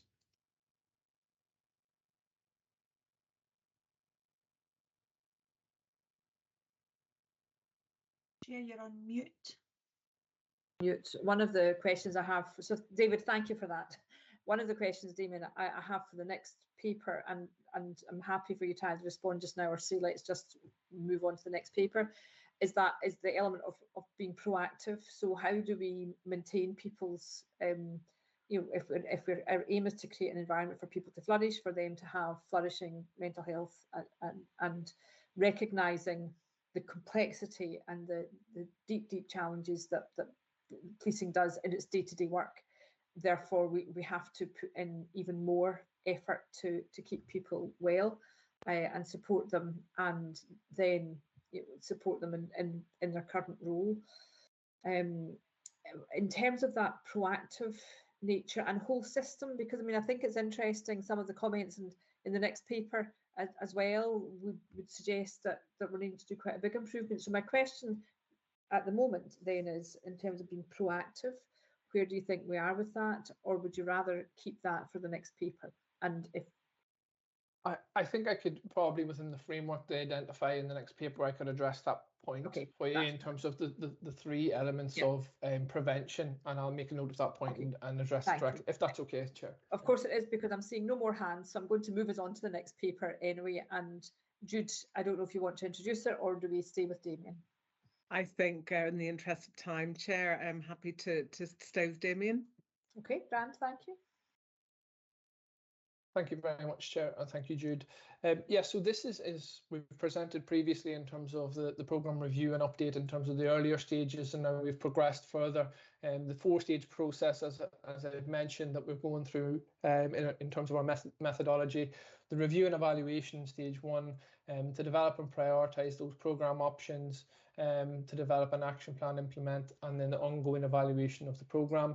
This paper very much focuses on stage 1 and 2 and what we've found and what we've heard through speaking to a variety of different officers and staff associations, and we wanted to just give you an overview of what we have heard. So as I said, a lot of this has been about listening, about going out there, having conversations. Our insight gathering has taken many different forms, from survey templates, emails, one-to-one meetings, group meetings, anywhere that we felt, and any touch point in terms of internal and external stakeholders that we felt that we could gain some insight. We were really keen to have those conversations and be able to build this wide array of knowledge around what's been happening in health and wellbeing. So in 2.7, we've just give you some of an overview of some of the comments that we've heard in relation to health and wellbeing, and probably reflect some of the comments that's been made today on the call, and particularly that element around being proactive. We've heard that health and wellbeing can be used as a tick box for the organisation. You know, people aren't aware of what is actually in place. People have then some positive suggestions in terms of things that they've done previously that have been externally funded that maybe we could take on board. But there was a huge element for us in terms of those organisational factors to recognise those as well. And from this feedback, we were able to come up with 9 priority areas, which I touch on in 2.8. And they range from everything from bringing health and wellbeing of our people to the top of the organisation's agenda. So addressing things like stigma and culture, and making sure that health and wellbeing is part of all of those conversations and the impact that it can have. Recognising the significant pressures on our people and develop the support of our people, enabling them to achieve a better work-life balance. So again, those different factors that people were telling us a lot about significant moments, rather than being framed around the psychological, physical, financial or social. It was where they are in a moment of time and what it is that's impacting on them, whether it's from a work-related point of view or a personal-related point of view. And we've also heard, you know, suggestions in terms of where our focus needs to be in terms of development. So line management and senior ranks has been something that's been identified in terms of training and development. And also they recognise the importance and role of peer support amongst our people. People felt that some of the most impactful support they've received is actually by speaking to colleagues that are in similar situations. So in terms of our framework, how does that look? So in 2.9, I've just included a diagram here that probably touches a little bit on your question, Chair, around that proactive approach. And what we see at the moment is at the top of the pyramid, the tertiary prevention is where many of our people are engaging, first of all, when that is in a trim or EAP, occupational health, etc., the first engagement with their health and well-being is when, more often than not, there's maybe an issue or a problem. What we feel is we need to flip that on its head and focus more on the secondary and primary prevention. So whether that's primary through our mental health campaigns that we've just done, secondary looking at assessments, whether that's your wellbeing assessment, which is around a mental health MOT, having more proactive initiatives that allow us to engage more people earlier in that process rather than waiting till an issue or problem arises. And one of the key aspects for us in terms of engagement is we have Your Wellbeing Matters, which is existing, as I say, around psychological, physical, financial and social, but it's these determinants of health which are work and personal, which we see we've highlighted below. And these are the moments in time and the experiences that our officers and staff are going through. So whether that's a promotion process, whether it's grievance, whether it's traumatic exposure on the work-related side, but also the impact of those things that go on in your personal life. So whether it's bereavements, mortgage pressures, personal injuries, etc., and how they collide. And I think for us, in terms of that proactive approach, is to try and engage people in those moments rather than waiting for them to identify a problem or an issue. Is, well, actually, if there is a promotion process that people are going through, what can we do in terms of supporting them in a preventative manner in that primary and secondary at those moments in time. So a real focal point for us will be those determinants of health and trying to tackle those. That list that we have there is not exhaustive, and already some extra ones have been mentioned within this meeting, and that's a real approach that we feel we can take as we move forward. The stage that we're at the moment is the action planning stage, and I've just touched it and give some insight into the variety of different areas. We have 15 areas, sorry, in terms of the action planning, which the team are working on at the moment, and we will develop our actions, you know, what we can do in 6-month period, 12-month period, and then look to the future in terms of what resource and investment we need to make those things happen. So we're at that point at this moment, and that will give us a really clear focus on what we want to achieve and implement that framework and that approach as we move forward. There are other areas in 2.25 organisational areas that we really need to strategically align with as well. So our input could be quite light touch, or it could be, you know, really ingrained in what's happening in different pieces of work. So there is a real vision in terms of the way that we want to move forward. Just in 2.26, as I said, we have been to the Wellbeing Governance Board. The SLB have also approved what we want to do, and we really now want to get into stage 3 and 4. And on one of the integral parts, or one of the first actions for us, is the development of a health and wellbeing advisory group, which differs slightly in terms of the remit of our wellbeing governance group that we have at the moment. And that is seen as a real focal point for us. That allows us to have our finger on the pulse in terms of what's happening in the organisation. It will meet 4 weeks in advance of the wellbeing governance group, so any themes that are coming from that can feed in directly to that governance structure.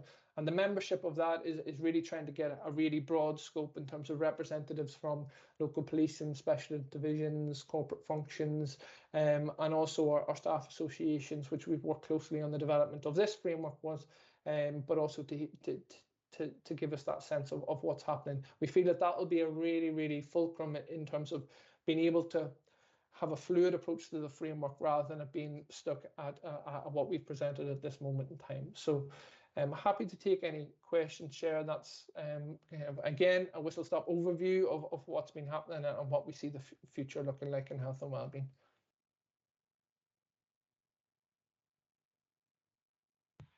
Eamon, that's helpful. Thank you very much. And you know, it's good to see we've had the discussion about fair work, and now you're presenting us with a piece of work where you're being proactive in terms of looking for the workforce's view, and obviously the staff side organisations as well, which is great to see. And thank you for answering my question about the prevention. Members, and sorry, I do apologise, David Page has been with us for some time now. I should have welcomed David to the meeting, so it's good to have you with us, David. Thank you. Members, comments or questions on this?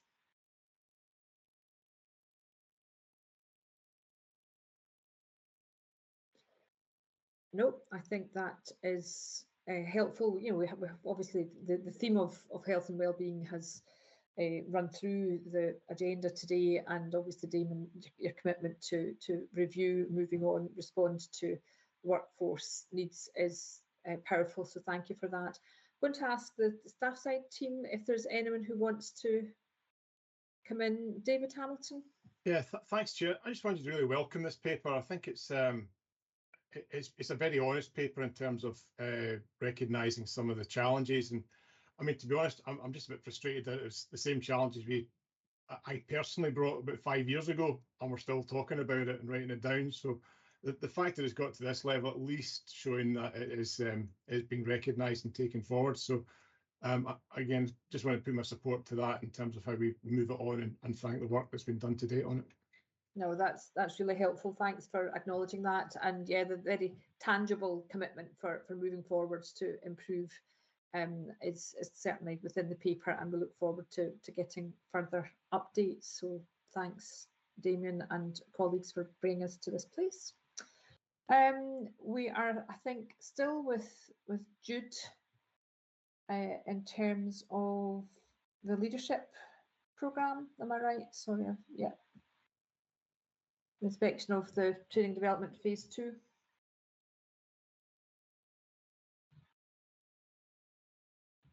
Sorry, Chair, I'm struggling with my technology. That's quite all right. The best people do, yeah.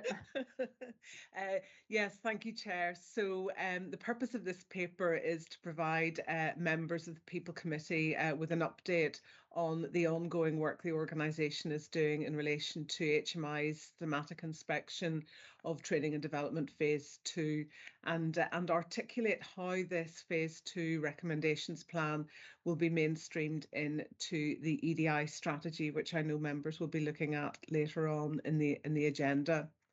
Members will be familiar with the fact that we established an implementation board, which was chaired by the then head of HR, Nikki Page, who's now Deputy Director of P&D, and that was set up to both progress and implement all of the recommendations that came out of the inspection. An action plan was developed in collaboration with internal audit, and that's previously been presented to the People Committee most recently in June. And each action has been allocated a technical lead. You'll recall, Chair, you and I met earlier on in the summer to discuss how we would ensure that all of these recommendations were pulled together in a coherent way in line with some of the other recommendations that we've seen in the EDI space, and how they can be shown to align against our joint equality outcomes and the draft ED strategy, which is in front of you today. Appendix B of this paper clearly articulates that alignment and ownership and governance of each action. So I hope that members will see that this is a more coherent way of ensuring that we're not allowing anything to fall through the cracks. Colleagues in strategy and analysis are developing an implementation plan for the EDI strategy, and that will incorporate the actions to reflect known delivery milestones and timescales.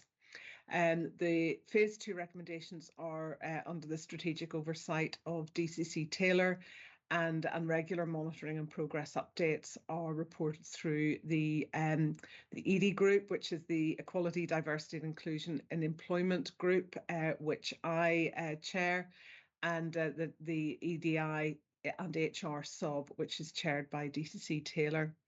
And it would be proposed that future reporting is captured as part of the combined reporting on the EDI strategy through biannual reporting schedule to the People Committee with your agreement, Chair and members. Thank you.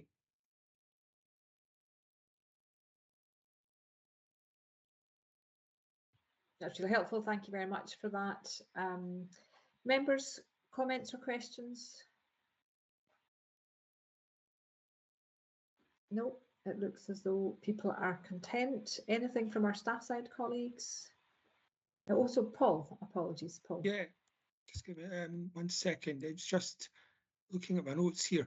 The participation levels in the Your Leadership Matters programme decrease throughout the programme, but you're following the same format again. How are you going to ensure that attendances don't drop off or participation doesn't drop off with the new incarnation? Chair, that's actually the paper that's on 4.1, which I'll happily talk to in due course. Okay, yeah, sorry. It's probably my fault for actually using that as a title, but Jude clearly knew what I meant, that it was 3.3 rather than 4.1. Thank you. I do beg your pardon, Chair. Okay, staff side team, anything you want to comment on or okay, that's helpful. Okay, I'm going to suggest we turn our cameras off and break until 2:45 and we'll reconvene at 2:45. Thank you very much.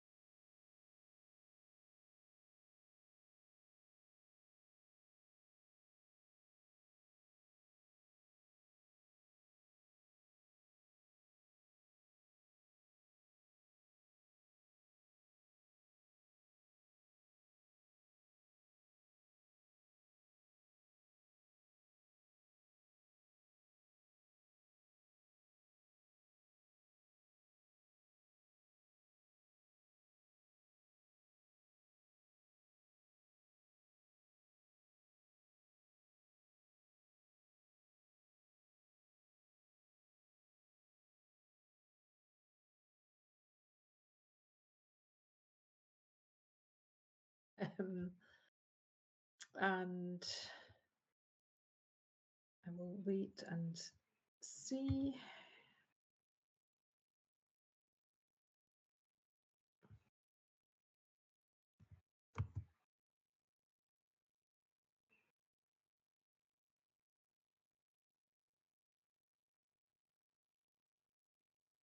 Right, so the members are back. We'll press on then, Jude, and you can take us through 4.1 in terms of the leadership development update, unless you want to hand straight over to Alex.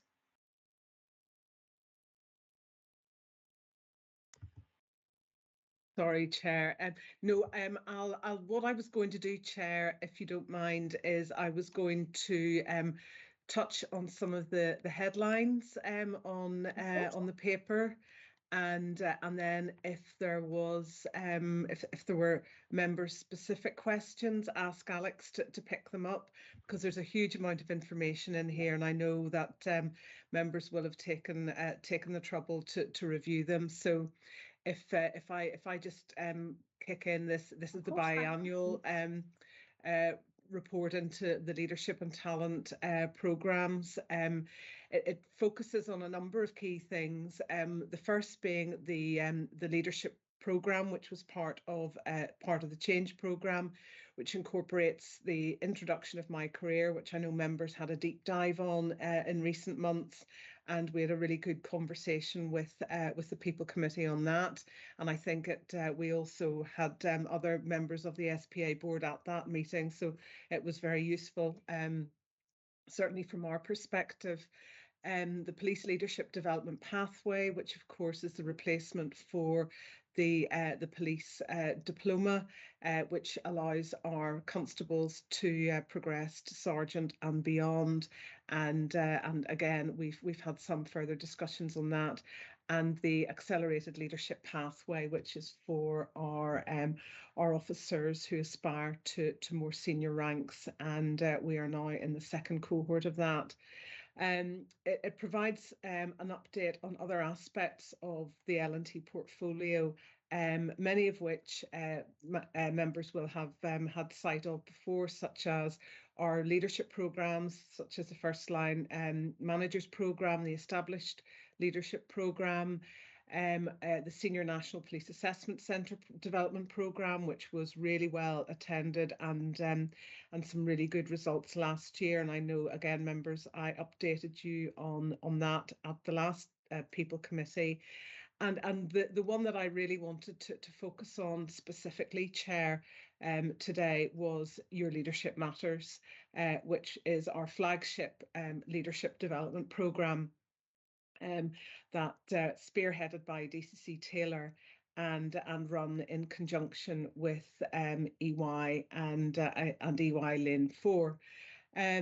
I probably wasn't going to go into any detail, Chair, around the other parts, but as I say, I would quite like to talk a little bit about YLM and some of the evaluation. Some of the evaluation on that programme. So with your permission, Chair, can I just go on to ILM? Yes, of course. So the first phase of Your Leadership Matters was last sort of late spring and into the summer. And as I said earlier, this was co-designed with EY.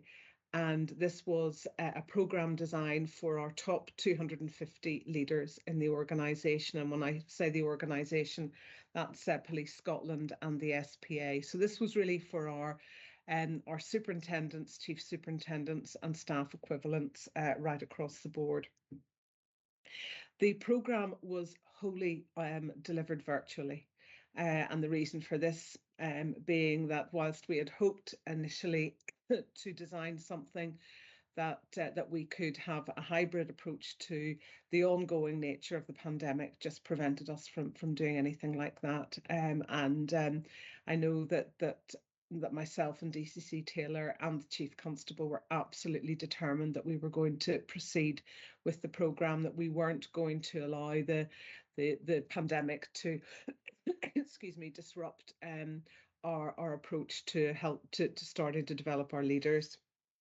Members will also be familiar through the HMICS Phase 1 inspection of training and leadership development, that one of the biggest concerns that came out of that was a lack of investment in leadership development over the years since the inception of Police Scotland.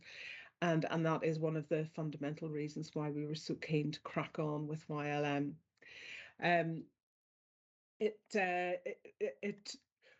We were also with the backdrop of COP26 preparations, which really made for some challenges around attendance. And I know that Paul Eady mentioned earlier around the drop-off in attendances, and that was largely as a consequence of the prevailing circumstances around COVID and then COP26.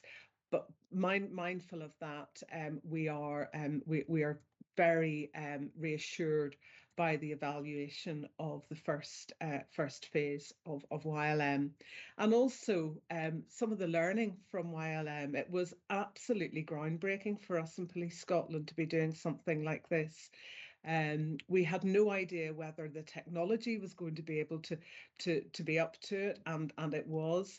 We had speakers coming from all over the UK and beyond to deliver inputs to the programme, and it was an incredibly highly charged and exciting opportunity for us as an organisation to get into.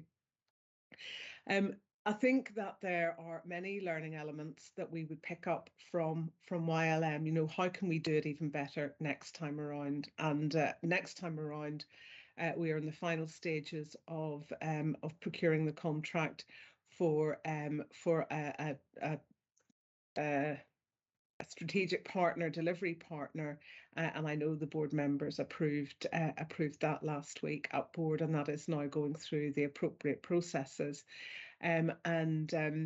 It's really important to us that we ensure that there is co-design and co-delivery, and then a transference of the skills and experience to our own people, so that Alex Hunter and her team can absolutely own the programme going forward. One of the other things that we've seen through both YLM and all of the other leadership programmes that we're delivering is that the real embedding of the competency and values framework that we use as the bedrock of our job evaluation, of our role profiles, and of our My Career and Leadership Pathways.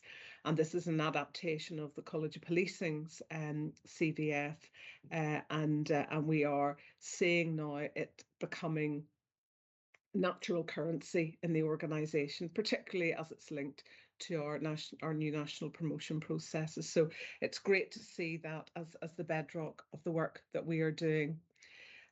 What we are hoping to do with YLM Phase 2 is tackle our first and second line managers, some 5,500 people at sergeant, inspector and staff equivalent ranks, and then we will progress beyond that. We're also looking to our next 400, which are probably the chief inspecting rank and staff equivalents. And there is ongoing work on YLM with the executive team, so that over the course of the next 18 months to possibly 2 years, we'll see all of our people in Police Scotland and the SPA go through the YLM programme. We see YLM as rather than a means to an end, it is a journey, and it will adapt and develop as we go through that. We do not see there being an end point. We see it as being a movement, and part of that is how we then develop the learning from the first cohort. And as I say, what worked, the virtual platform absolutely worked for us. What maybe didn't work so well were some of the approaches to coaching. We are still in the early days, I think, of understanding what coaching can do for us as an organisation. And I think the numbers that we perhaps attempted to develop into the coaching pods was a bit ambitious. And we are looking at developing both internal and external coaching relationships to help help cultivate that that whole culture in the organisation. And I think finally, one of the bits of feedback that we got from the first cohort was around the practicality and application within the policing environment. And whilst we believe it's really important for us to understand what's going on in the wider world beyond policing, it is important that there is a relevance to the programmes that we're delivering in Police Scotland, ensuring that our people understand not just what it's like to be a leader, but what it's like to be a leader in policing, and particularly in Police Scotland. So I feel very heartened by the first stage of our programme. It was something that we came up with in the early days of COVID. It went from concept to delivery in a really quite short space of time. And I feel really pleased with the progress and the efforts made by my team in this space. And I think our ambition for the future phases of YLM is really strong, and I look forward to seeing that play out over the course of the next months and years. Chair, I will pause there, and I know that if there are any really technical questions, I'm quite sure that Alex will be able to deal with them. Thank you. Grand, thanks Jude, thank you very much indeed. Any members' questions? Will I go to you, Paul, first? I've already posed my question and it's been answered, so I'm happy with that. Thank you. Else? Okay, Tom? It's less of a question, more a sort of reflection. When I joined the authority in 2018, and we had the succession planning discussions around this was an area of real deficit, and one that was commented upon by the HMI at the time. And so to see this progress and development, despite the period of COVID impacting everyone, is to be commended. There are other developments that are ongoing that no doubt will be integrated into it. I'm thinking of the international work that's going on through the International Academy, and the huge opportunities that are being afforded to talent within Police Scotland is to be really encouraged. So I just think it's important that on record we reflect the journey it has that we have seen. That's always helpful. Thanks very much indeed, Tom. Alistair? Yeah, thanks very much, Chair. Thanks, Jude. Really, Tom's just said there it is important that we mark the significant progress that has been made within Police Scotland, and an excellent report, and appreciate you focusing on your leadership matters. I just want to ask a quick question around the pilot that was done in terms of collaborative leadership, because it just strikes me that as we go forward and try to tackle some of the challenges that we're collectively facing across the public sector, this is going to be an area of increasing focus. You know, so from what I've read, it appears to have been quite a successful pilot. You've identified some good learning, and is being considered and evaluated. But what are your latest thoughts on how you socialise this with the needs of this across the organisation and embed it into some of your wider leadership development programmes? What's the current thinking around that? If I pick up briefly on collaboration and then maybe ask Alex to go to the specifics of that. And you know, so for example, I'm part of the Blue Light Collaboration people group, Alistair, with the Fire and Rescue Service and the Ambulance Service, and this is one of the key areas that we talk about consistently, which is, you know, how do we ensure that we are pooling our resources in the development of our leaders, and I know that we're all at very different stages in the journey, but I think we can all learn from each other, and I know that is work that we will be taking forward, and the work, of course, with Merseyside and PSNI. But I'll maybe ask Alex to pick up on some of the detail around that. Yeah, thanks, Jude. Yeah, absolutely. The pilots that were mentioned in the report have been really thoroughly evaluated, and one of the things that we're looking at, particularly in relation to, is actually to see how we could integrate that into the Your Leadership Matters programme is actually a thread, because there is one of the themes of Your Leadership Matters is collaborative leadership. So how do we learn from those pilots? So we're currently exploring that at the moment, but it's most definitely going to be something that is a theme. One of the things that we've had quite a lot of interest from some other forces and other blue light services is the Your Leadership Matters programme and how they can link into it. So it's going to be part of our consideration in terms of the design. As Jude mentioned, we've also got some work that there's various items of leadership development that we look at in terms of collaboration. The one that we talked about was Merseyside Police and PSNI is something that's definitely moving forward. That's quite specifically around superintendents and chief superintendents and what's their specific leadership needs. We're finding these are really good ways for all of our leaders to learn, and just really helps to join up across the wider policing and public sector in general. So I wouldn't add any more really to what Jude said, apart from it's part of the design specifically for Your Leadership Matters to see how we integrate it in. No, I really welcome those comments, and I suppose what I'm thinking about is, you know, we're all signed up collectively to the National Performance Framework, you know, and delivering those, you know, outcomes from Scotland, and we hear often about, you know, perhaps a displacement of responsibility that sometimes takes place in the public sector, and policing being, you know, often the service of first and last resort, you know, and it picks up so much.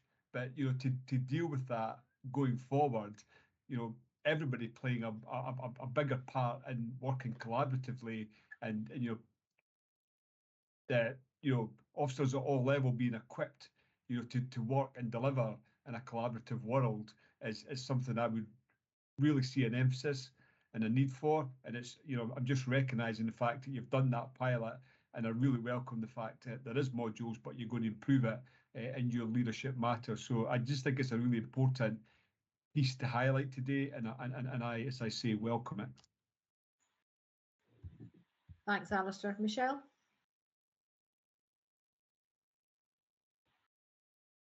Thanks, Chair, and thanks for the report. It's really encouraging, and I think just the tone with which you present it, I think, you know, the enthusiasm for it, I think it is really welcome. So, and I'm not sure if my question relates specifically to this or more generally around training and development. So if you'll kind of forgive me, but it's given the emphasis on equalities that, you know, we've had other reports elsewhere looking at all of the work that is going on in relation to that. I'm just wondering whether there is any kind of specific approach or additional support either for women or for people from ethnic minority backgrounds who may struggle either to see themselves as leaders, or in fact who feel the organisation doesn't, you know, may not welcome them as leaders, or you know, whatever the issues might be, whether there's some kind of balancing in terms of supporting those groups to be able to take advantage of all of this work and all of this development that's on offer. So yes, you're absolutely right, Michelle. It's important that we provide the leadership development right across the board, but specifically some of the groups that have been traditionally underrepresented. So we've got a number of programmes that we run, both just within Police Scotland, but also with College of Policing. So I'll just give you 2 or 3 examples. One is the RISE programme that we developed in conjunction with the Scottish Women's Development Forum, and that was specifically for women from a Black and minority ethnic background, and that has been very well received by the individuals have been involved in that, and again that was evaluated and developed for its second phase. The other programme that we've been involved in, and some of you may have heard of this, is Springboard. Springboard is a programme that has been run in the public sector for some years. We have been running it with the PSNI, and that's mainly for superintendents, some chief superintendents, and that again has been incredibly well received, and we have mentoring programs for that. Our reverse mentoring program has been ongoing for a number of years now. And quite a few of the exec team have reverse mentoring, or I think we're calling it peer mentoring, or reciprocal mentoring, I think this one, and that's with members of the LGBTI association. And you know, I know that I've been working with Ash Toner Maxwell, who's the General Secretary of the LGBTI Association, for almost 3 years in a reciprocal mentoring relationship, and I think these are incredibly helpful. We also have programs with the College of Policing, which look specifically at women and Black and minority ethnic members of the police organisations, to ensure that they are that they have that extra development and opportunity to progress into the leadership programs with a view to going to senior PNAC. And I know as part of the Strategic Command Course professional reference group, this is one of the very strong areas that we are looking at currently going forward for future senior PNAC and SCC programs in the coming years. So I hope that gives you a few examples, Michelle, of the work that we are doing both internally and with other colleague organisations to ensure that we are really encouraging that the step into the leadership space from our more underrepresented groups. Thanks, Jude. That's really helpful. That's great, thanks. Jude, before I invite our staff side colleagues to come in and comment, I wonder if you could say a bit about, or maybe it's Alex, the EY. You know, we're going out to an external provider for the Your Leadership Matters, and I wondered if you could say a bit about that, and if you have any plans to be able to develop in-house capability. So yes, absolutely, Chair.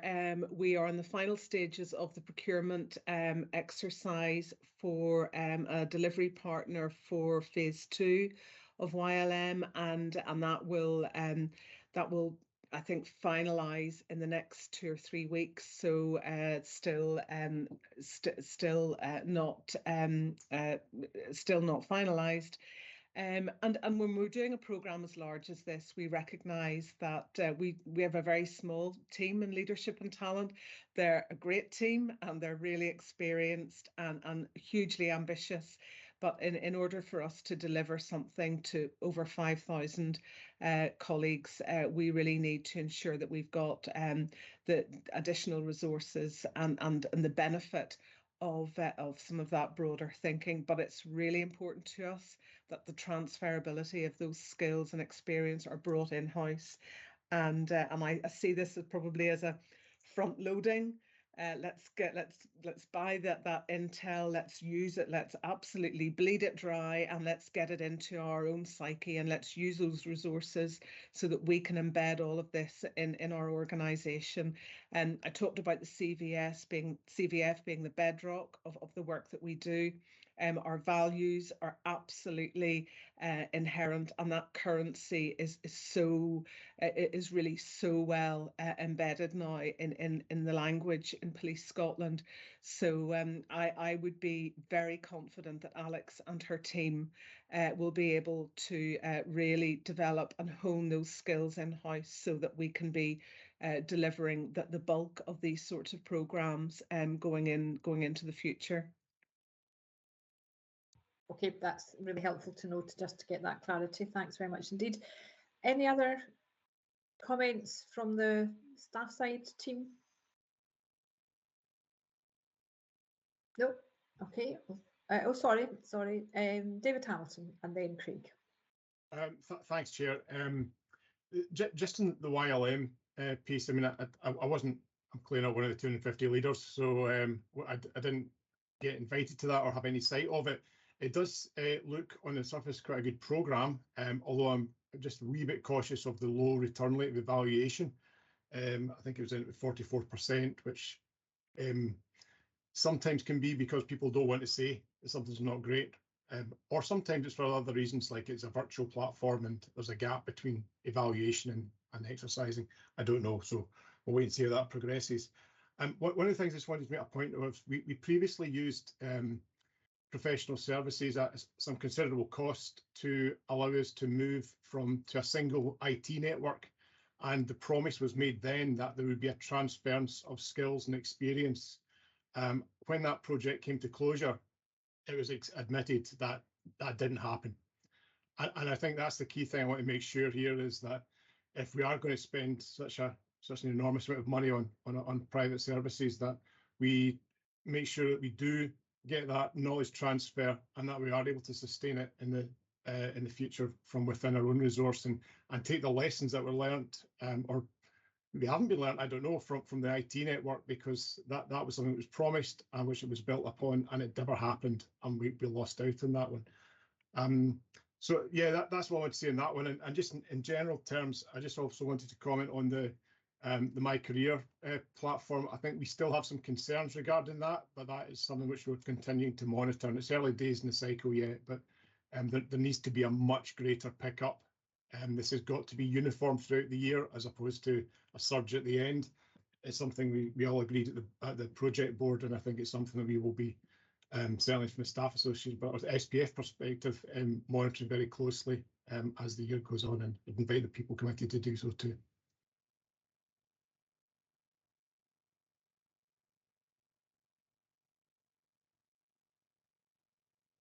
I think the chair may have dropped off, Debs. I think she has done. So, Alistair, if you could step into the chair, the virtual chair for me. I can't see you, and if we bring Craig in, you want to make a comment, Craig Sutty. Yeah, thanks, and thanks those can hear me. I'd also like to commend progress, like many members did, but this will come as no surprise to Alexis, Jude, or other members of the executive. It's not enough. And AS's been pushing for more investment training for a number of years. And the training that you currently oversee as an SPA within the service in Scotland is a poor shadow of what was delivered prior to Police Scotland coming to being. And I think you should think about that. And I know we're doing it differently now and it's down to valuation. And I'm not saying it's all negative, but it's a poor shadow of the amount of time we invested in training previously.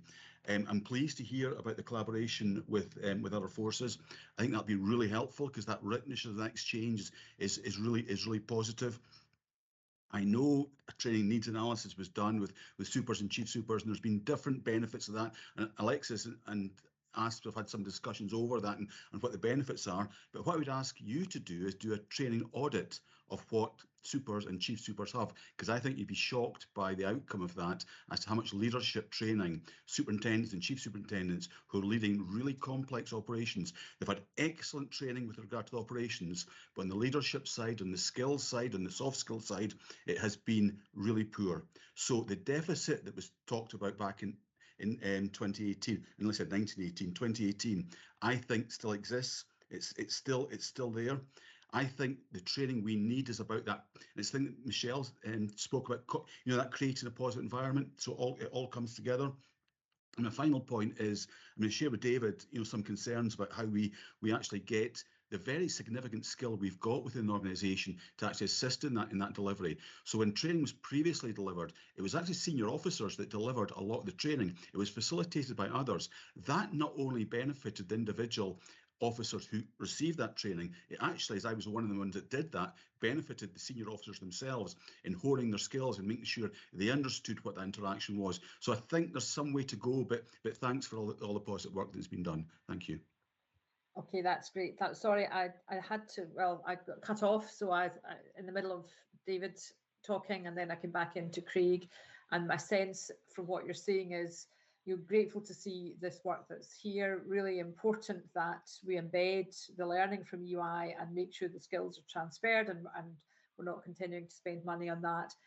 And Jude, it may well be we've already had it, and my apologies, but that end-to-end development programme, if there's been some suggestion that it may not be as obvious or sufficient for people in terms of what that leadership is. So if I'm being honest, I thought this paper was describing that end-to-end, the options that were available for people, and moving forwards. But perhaps the team could just reflect on some of the comments about, is there a sufficiency, can we get the most out of what's happening, and then think through how we go on and develop that programme. Okay, and I think, Alistair, you made the very good point about the National Performance Framework and learning from other organisations. I also think Police Scotland, the officers and senior leaders, so across the whole force, absolutely contribute to the National Performance Framework across probably all of the themes. So I think also the senior leaders being part of that external development programme will also benefit other public sector organisations by having the knowledge and skills of officers from Police Scotland. So I'm going to move on then, and which takes us to health and safety. So we're handing over to James in terms of the year-end health and safety report. Thanks very much. Thanks very much, Chair. Good afternoon. Happy to take the paper as read, but there's a few points that I would like to draw out. So the paper covers Q4 year-end 21-22, and this is the second meeting that we've presented information in this new, hopefully improved format. I've tried to keep the format similar to the last report, and that's just to allow new members of the committee an opportunity to view some of the governance detail, and we'll then look at removing some of the kind of overarching governance information going forward. The dashboard on page 2 provides an overview of key facts and statistics and shows there's currently no enforcement actions either in train or outstanding. This alone should provide members with significant comfort.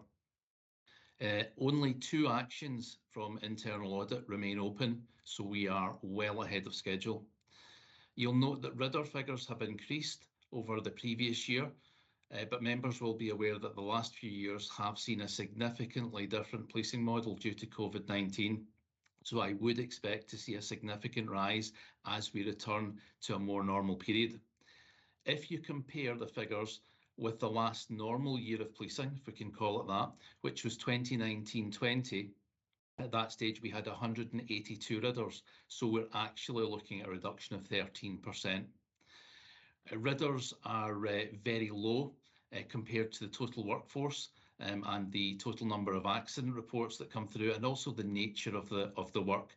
So we're in a good place, but never complacent, and I'll talk about some of the work going forward. The increase in reporting of assaults continues, and this should be viewed positively. We see a 47% increase having come from a position of massive underreporting by officers and staff. We can see that exposure to hazardous substances, which in the last couple of years has been COVID, is down 74%.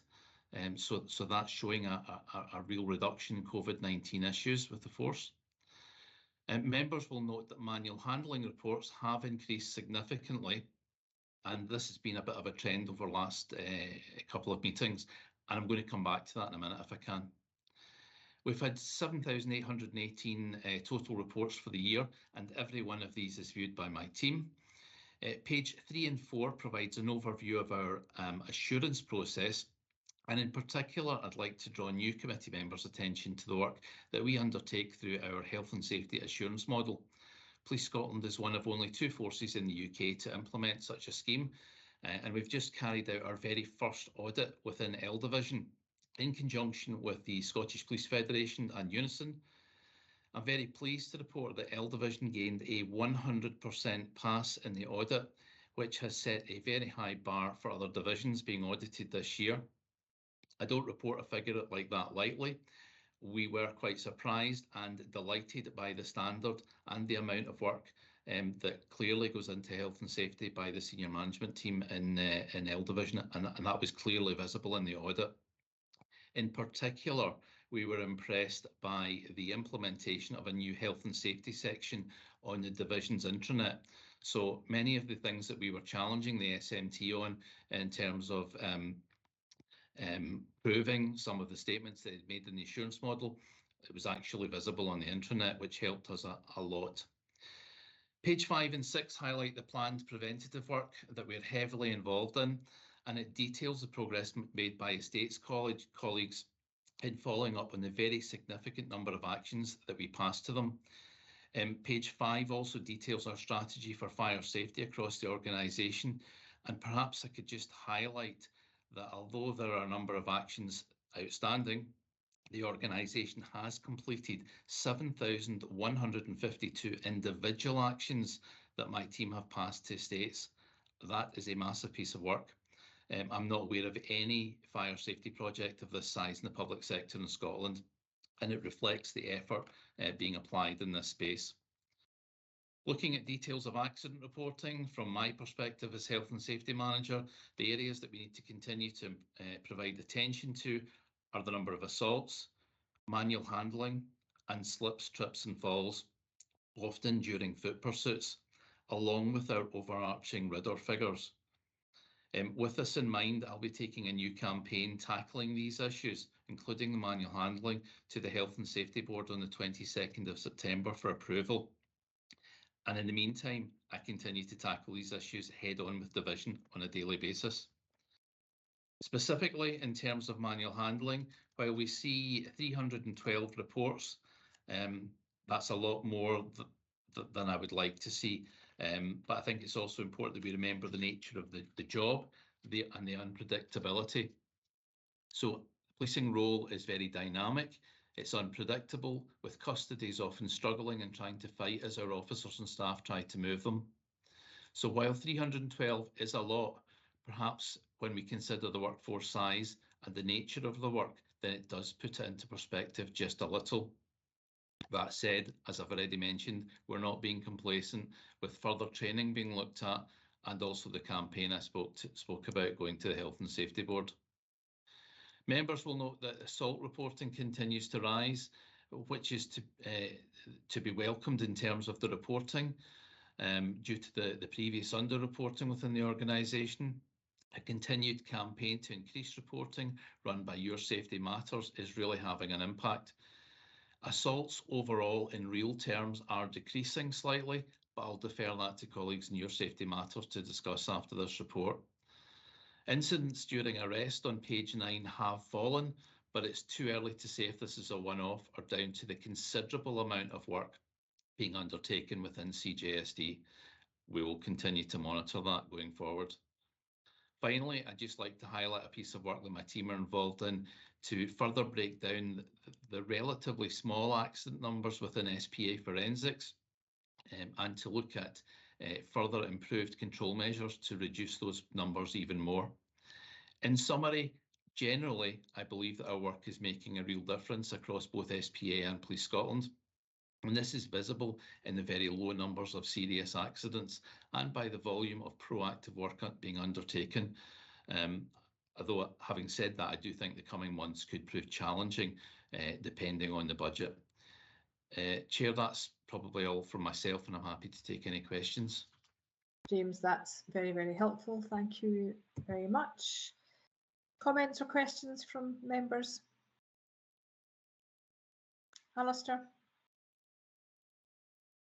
Yeah, thanks very much, Chair. I'd really appreciate the report, James. And as more of a comment here, I was fortunate enough to be invited along as an observer to the National Health and Safety Board by DCC Taylor and her team, and I found that a very valuable experience for me. We're getting highlight reports here, but there's no doubt at all that the depth of understanding and the commitment to improving health and safety within Police Scotland is there.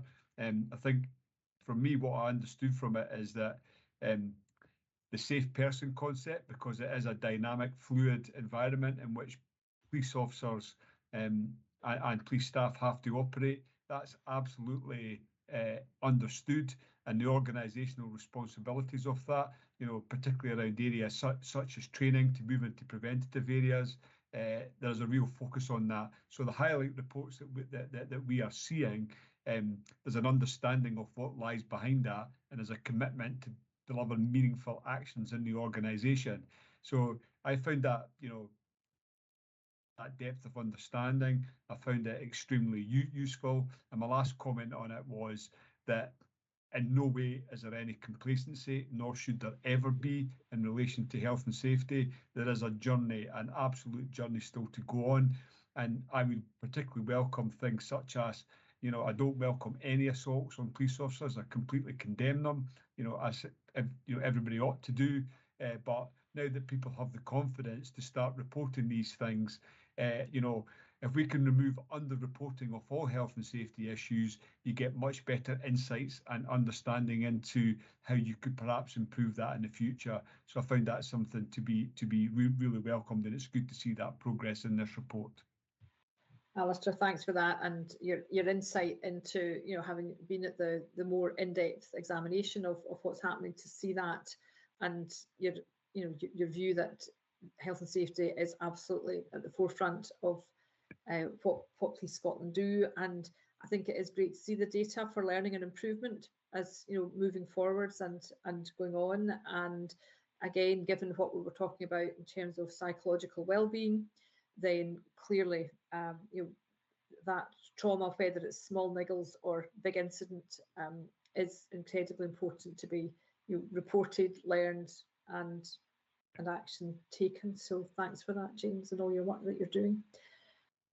So no more members' comments or questions. I want to ask staff side if they have any comments they want to make. And I'm not seeing anything. So thanks, James. Thanks very much indeed.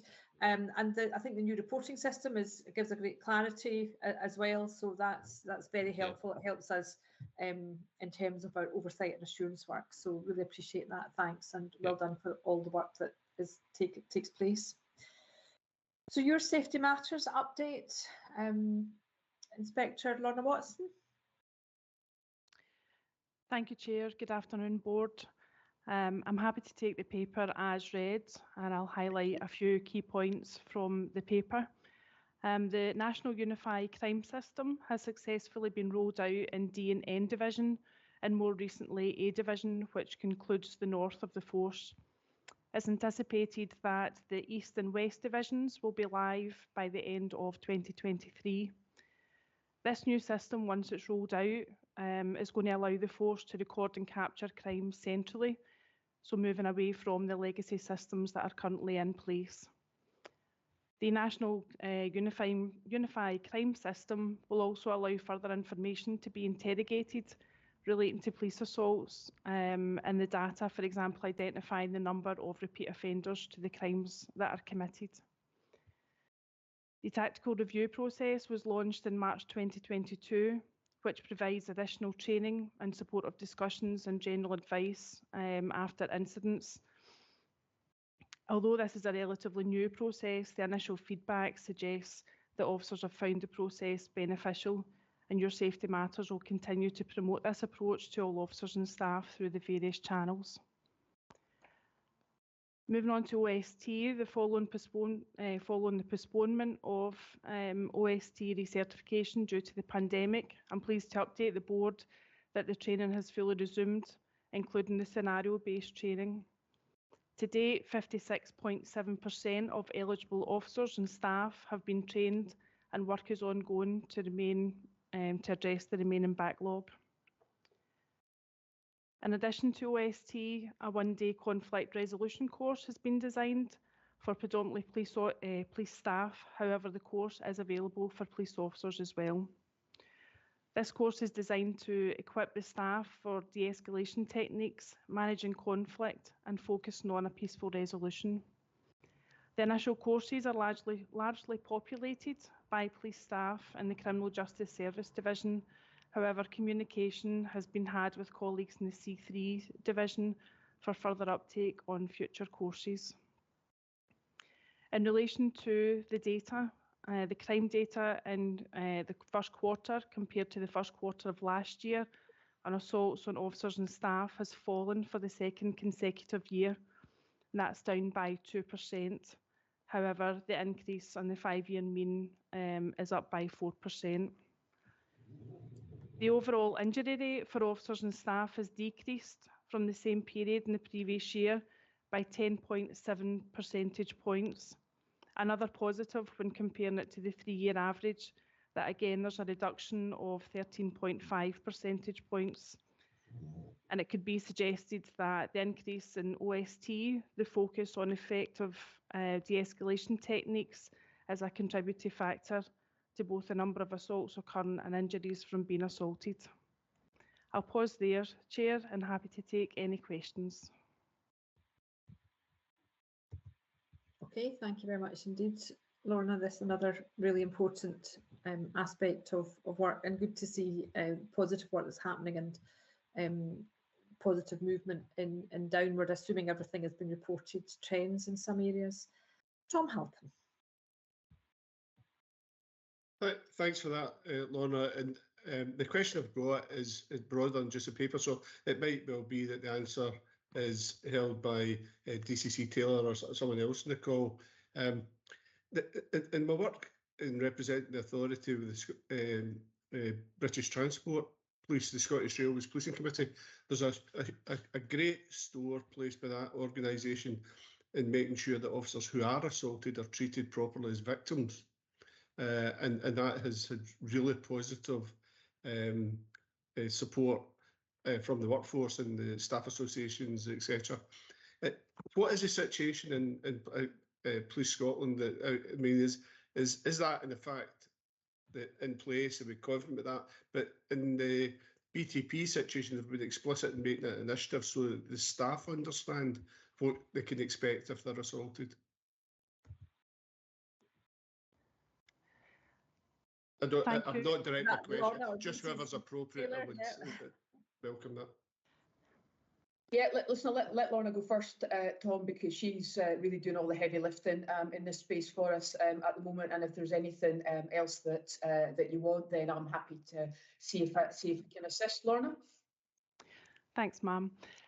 Thank you, Mr. Halpin. Yeah, we are doing a lot of work to reassure the staff and to make sure that there is support linking in with our wellbeing colleagues, communication through staff associations, and just making sure that staff understand that there is a lot of support out there. And the victim piece, Tom, were you suggesting that it's wider than ongoing organisational support? Yeah. So I suppose the key, I mean, that's really encouraging to hear that, Lorna, the work that's ongoing, so thank you. But the officers have a right as a victim, victims' rights in terms of it being properly recorded as a crime and the perpetrator investigated if appropriate, etc. And we don't just say, and it's very much about that, as we know in the past. It's a bit of the job. It's part of the job. So you just accept it. Well, it's not acceptable, and and it's so by being explicit in this initiative in BTP, it's making that clear message to the staff as well as to the public who would think it's okay to be aggressive and argue and fight and all the rest of it. So Tom, I think it's a really, really good point. Fiona, are you okay if I come in, Chair? Of course. Yeah. Thank you. I think it's a really good point that you make. The work that Lorna's described this afternoon, Tom, is part of a much bigger kind of programme, and it is actually badged up as Your Safety Matters, and it's badged up as hashtag not part of the job.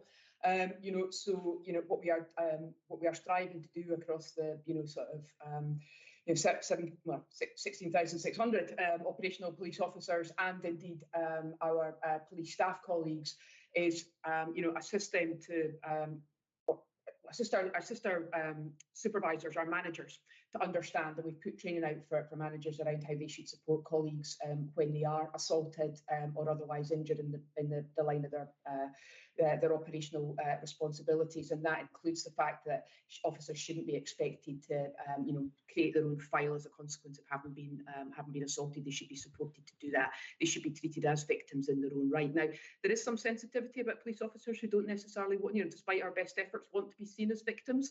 There is we've all been, most of us on the call today who are police officers have been operational officers, and we appreciate that. There can occasionally be a mindset, but we are looking hard really to overcome, or working hard really, Tom, to overcome that mindset.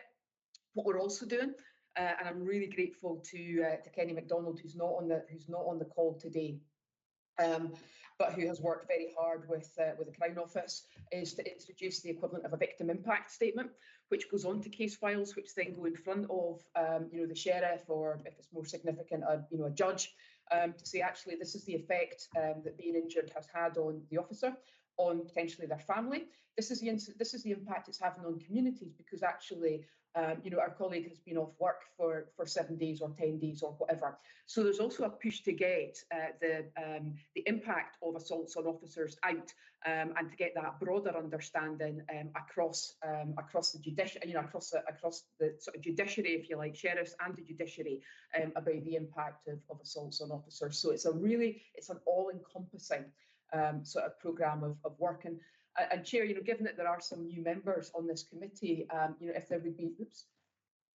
would be merit in bringing back a more kind of end-to-end description of your safety matters, of what it encompasses. We're now working in a multi-agency environment as well to share our learning with other organisations.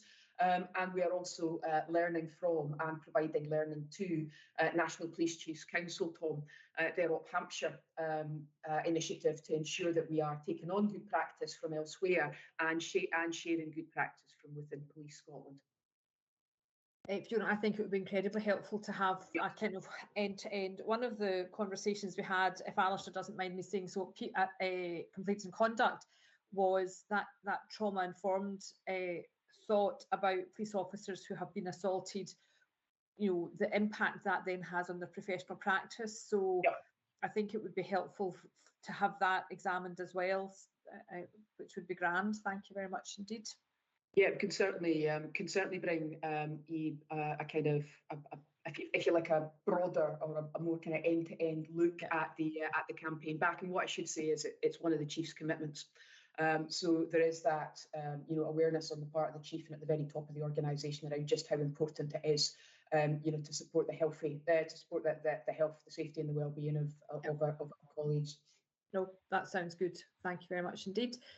Staff side colleagues, anything you're wanting to add? Or I'll go with Craig first, then David Hamilton.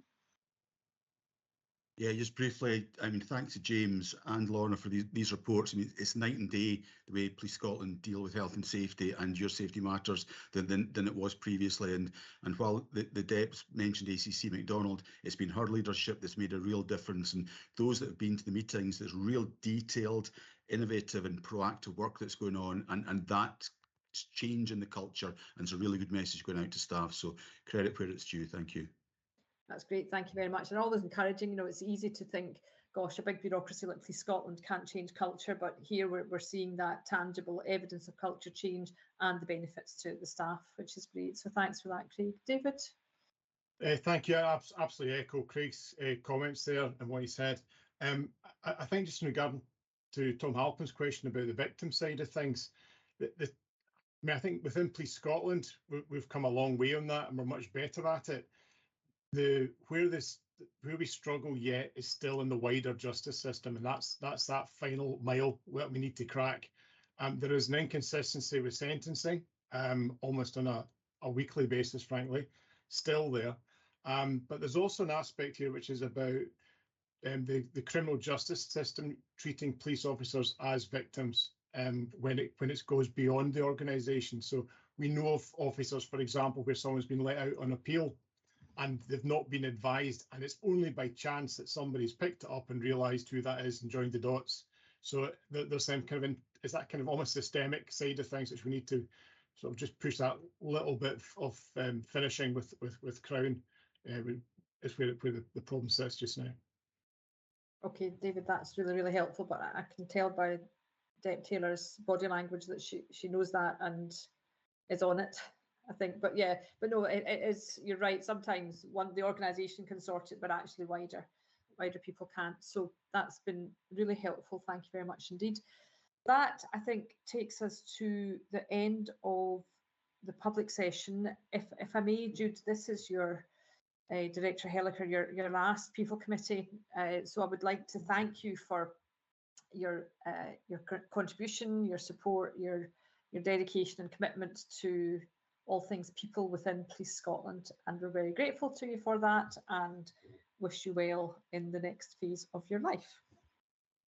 Thank you very much, Chair. It's been a privilege and a pleasure to be associated with Police Scotland and policing for such a long time. So thank you. Indeed, thank you.